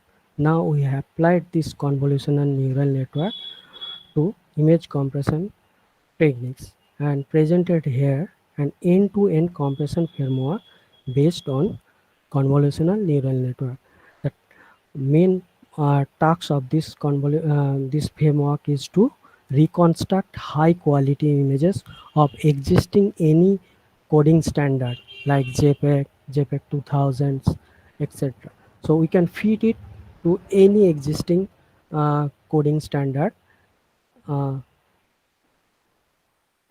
this is the block diagram of our end-to-end compression framework using convolutional neural network. This framework has two convolution neural network. This one is compact CNN or CompCNN, and this one is reconstruction CNN or RecCNN. The compact CNN takes original image and produces a compact representation of the original images and also preserves the structural information in the compact representation. And then this compact representation is compressed in any compression technique like JPEG, and then this compressed version is goes to the over the network or stored somewhere, and at the time of decompression it is decompressed by image decoder of the same JPEG technique, for example. And after decoding, this is the decoded image. Now this decoded image is fed to a reconstruction CNN that produces high quality reconstruct images. So now we have to know in detail the compact CNN architecture and reconstruction CNN architecture. This is the architecture of CompCNN. It has three weight layers that keep the spatial structure of image, and the first layer consists of convolution operation with ReLU activations. It extracts overlapping patches from the input. Now the second layer, it consists of convolution operation, batch normalization, and ReLU activations. It actually downsamples and enhances the features. And the final layer consists of only convolution operation. It produces the compact representations of the images. Now this is the reconstruction CNN or RecCNN. It has 20 layers, and there are three type of layer. The first one consists of convolution operation with ReLU activations, and it generates 64 feature map using 64 filters of size 3 cos 3 into C. C is the number of channel. Now second to 19 are same type of layers, consist of convolution operation, batch normalization, and ReLU activation functions. These second type of layers have 64 filters of size 3 cos 3 cross 64 are used, and the final layer consists of only convolution operation. C filters of size 3 cos 3 into 64 are used to reconstruct the output. This connection is actually the for residual learning, and residual learning uses identity mapping for shortcut connection that are also parameter free. That is used in deep learning because in deep learning the convergence of back propagation is very slow for huge number of parameters and prone to overfitting. That is why we not only use batch normalization as a regularization technique, we have also used a new technique as residual learning here. The learning algorithm and loss function in the lossy image compression techniques, it follows uh, 3 steps, as I said: transformation, quantization, and entropy coding. The transformation is not reversible and it consists of rounding function that is not differentiable, which brings great challenges to train deep neural network when performing back propagation algorithm. To address this problem, we have to use a iterative optimization learning algorithm to train end-to-end compression framework. We have to set parameter for comp CNN and find the parameter of rec CNN, then fix the values of the fix the parameters of rec CNN and find the values of comp CNN.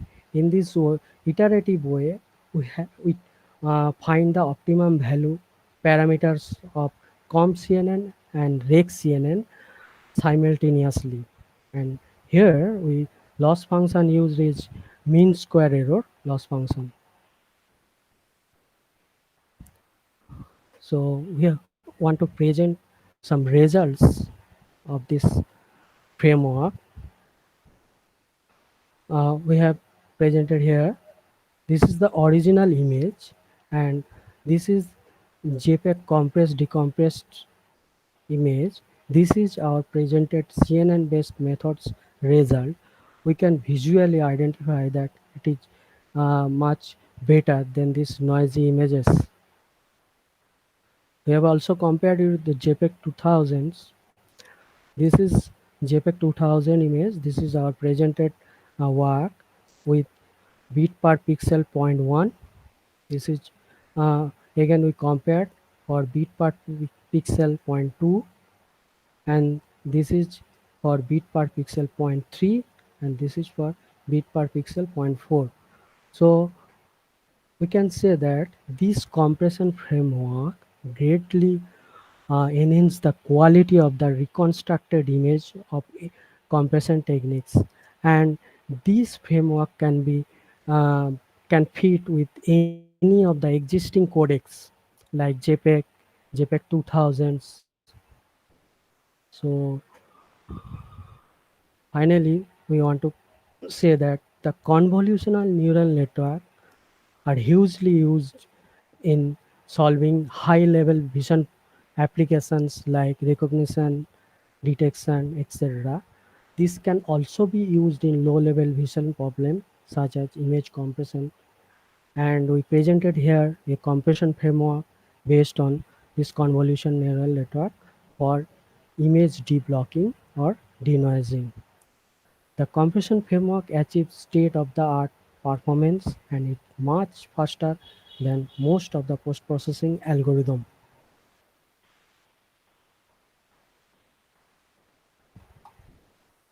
So we have listed here some references.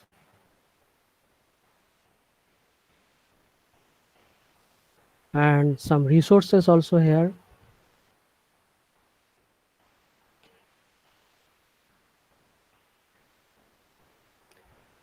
So thank you for giving me the opportunity to present here.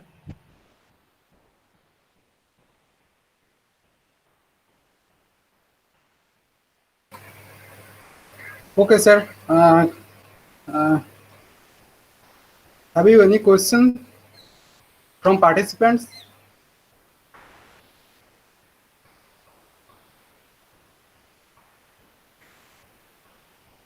Sir, I have a question. Sir, if we could use this technique to a video file, is that possible? No, we have applied here 2D CNN. So we cannot apply directly the 2D CNN in video file, but video is a collection of frame we know. We can use 3D CNN in video files. Okay. 2D CNN can also be used in video file before post-processing, because we know that video file is a collection of frame, that is still images. So you can directly apply video file in. Okay, sir. Thank you, sir.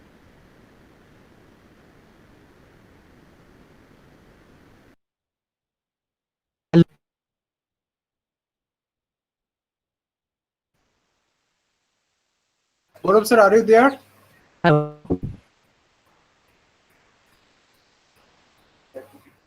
Hello. Yes, sir. Yes, sir. It is audible. Gaurav sir, are you there? Yes, yes. Okay. Okay, it is said that all's well that ends well. And it's really evident to draw a communication of network in terms of learning through an analyzed visual imagery and multilayer perceptions considering shift invariant or space-based invariant on artificial neural network. Thank you very much, sir, for ending the final technical session of this webinar on high note. Thanks a lot. We gave a chance to represent our bot at, here is a small piece of gratitude, sir, from our side.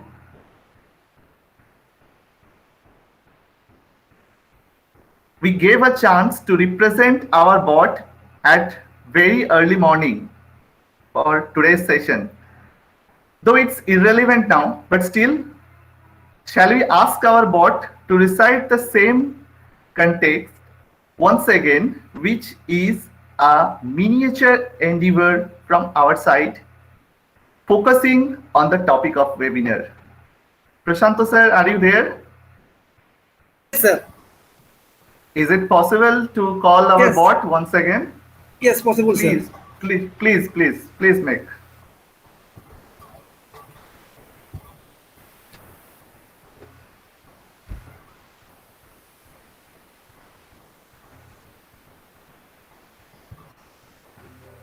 Is it visible?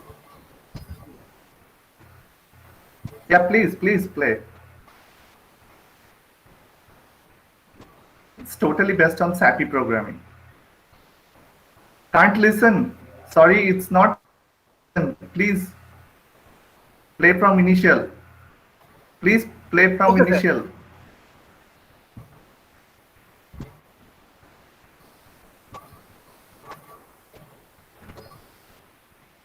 Sound is not coming.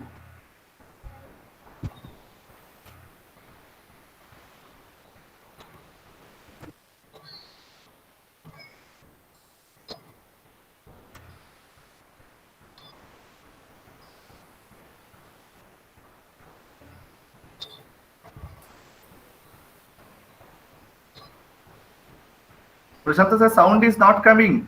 Shall I make ready? Shall I make ready? Yes, sir. Yes, sir. Yes. Please wait for just few seconds. Please wait.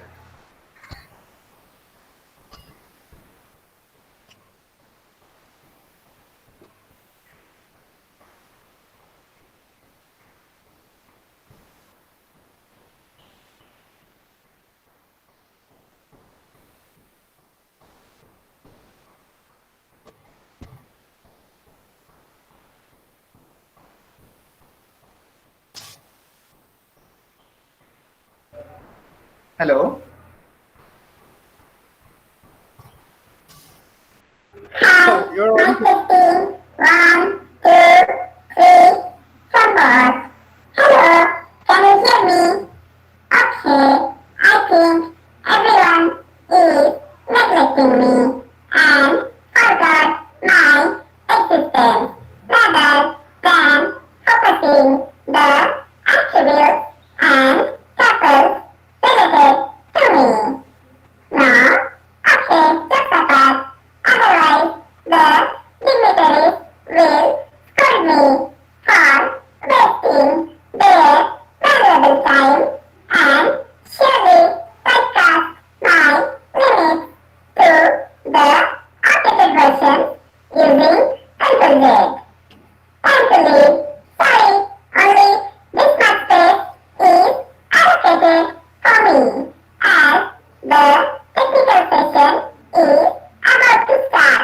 But before I leave, here is a small request to all of you that please raise your voice for this little box via feedback that I will get a chance to meet all of you nice people once again on behalf of Debra, Hannah, Shokit, Kudiram, Smriti, Mahavidyalaya. Thank you. Thank you, Bot. Okay, so I am going to conclude with the session from our side of department.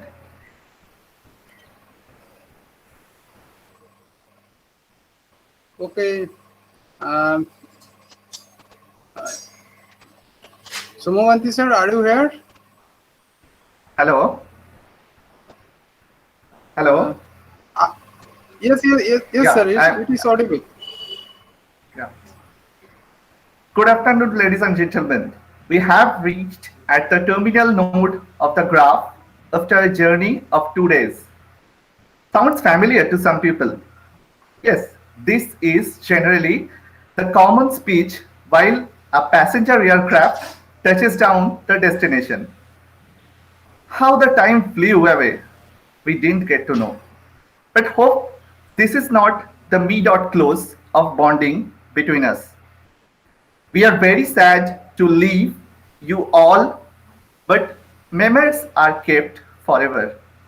On behalf of the entire team of Tebra, Thana, Shohid Khudiram Smriti Mahavidyalaya, especially from the Department of Computer Science and Computer Application, we are acknowledging vote of thanks to all the dignitaries, all the organizers and associated persons with the webinar, astounding audience too, and everyone correlated with this webinar edition, and was to get in touch with you once again in future with lot more potential and ingenious propositions.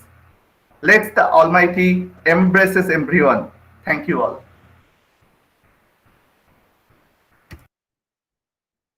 Sir, now I am passing to Soikot Chakraborty sir. Sir, please.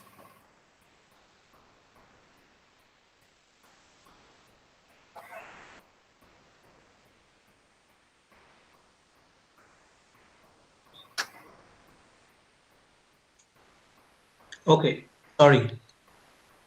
Good afternoon, everybody.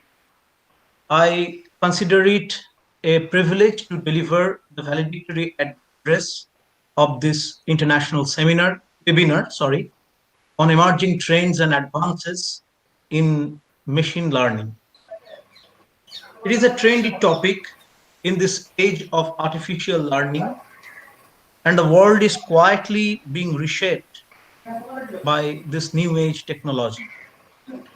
Organizations are finding it profitable to grow their business by identifying the precise models to avoid unknown risks. But being from social science background, I am a bit apprehensive of this and try to gauge the socioeconomic impact of this new age technology. Though I think technology-driven changes cannot be resisted for long, and it is wise to try to adapt to them. We are thankful to the distinguished speakers and experts for for sparing some of their valuable time for us and showing us the emerging horizons of their this new age technology. Yesterday, Dr. Devdut Sheet, Assistant Professor, Department of Electrical Engineering, IIT Kharagpur, Dr. Rajkumar Saini, Postdoctoral Researcher, EISLAB, Luleå University of Technology, Sweden, Professor Tondra Pal, Professor, Department of Computer Science and Engineering, NIT Durgapur, and Mr. Bachu Pal, Assistant Professor, Department of Computer Science, Vidyasagar University, gave their presentations. And today, Dr. Shotabroto Maiti, Assistant Professor, Department of Computer Science and Engineering, ITER, Shikha o Anushandhan, Bhubaneswar, Professor Anirban Mukhopadhyay, Professor, Department of Computer Science and Engineering, University of Kalyani, and Dr. Utpal Nundi, Assistant Professor, Department of Computer Science, Vidyasagar University, explored the application of convolutional neural network to image comprehension. I think he gave his lecture on this. They explicated different sides of this topic, and we are thankful to them, very much thankful to them for sparing their valuable time for us. Being from social science background, it was not possible for me to follow what our speakers and experts deliberated over the last 2 days. But I did listen to some of the presentations that have been webcast live, and what I gathered from responses and reactions of the participants and the faculty of the organizing departments of our college. I have also access to the WhatsApp group messages posted by them, that I can confidently say that the aims of the webinar have been achieved. I am thankful to the participants for their enthusiastic participation, and I commend the Department of Computer Science and BCA of our college for organizing this webinar in technical collaboration with IEEE Computer Intelligence Society, Kolkata chapter. Especially, I am thankful to IEEE Computer Intelligence Society, Kolkata chapter, for extending cooperation and support to our college. Did I miss anybody? Rakesh? Please unmute. Please unmute. Actually, sir, here I am missing a principal madam, but she's saying that she will not be able to deliver her lecture. So please conclude the whole program. Okay. We are very much thankful to all the experts, distinguished speakers, to our principal madam, to our administrator, SDO Kharagpur, and of course to the IEEE Computer Intelligence Society, Kolkata chapter, for extending cooperation and support to our college. I once again thank the organizing committee of this webinar for giving me the opportunity to deliver the valedictory speech, organizing secretaries, Shaumokanti Hota and Joydev De, Madam, Principal Madam, Dr. Rupa Dasgupta, Chairperson of the organizing committee, and there are the teachers of our computer science department and BCA departments. I am very much thankful to them and very much thankful to the participants for their patient hearing. Thank you very much. Okay. Okay, for all the participants, we have a message. All the participants, we have a message that feedback link will be active tomorrow at till tomorrow at 6 p.m. 6 p.m. Then feedback link will be deactivated. Okay, thank you, sir. Please close live session. Somo sir, are you hearing me?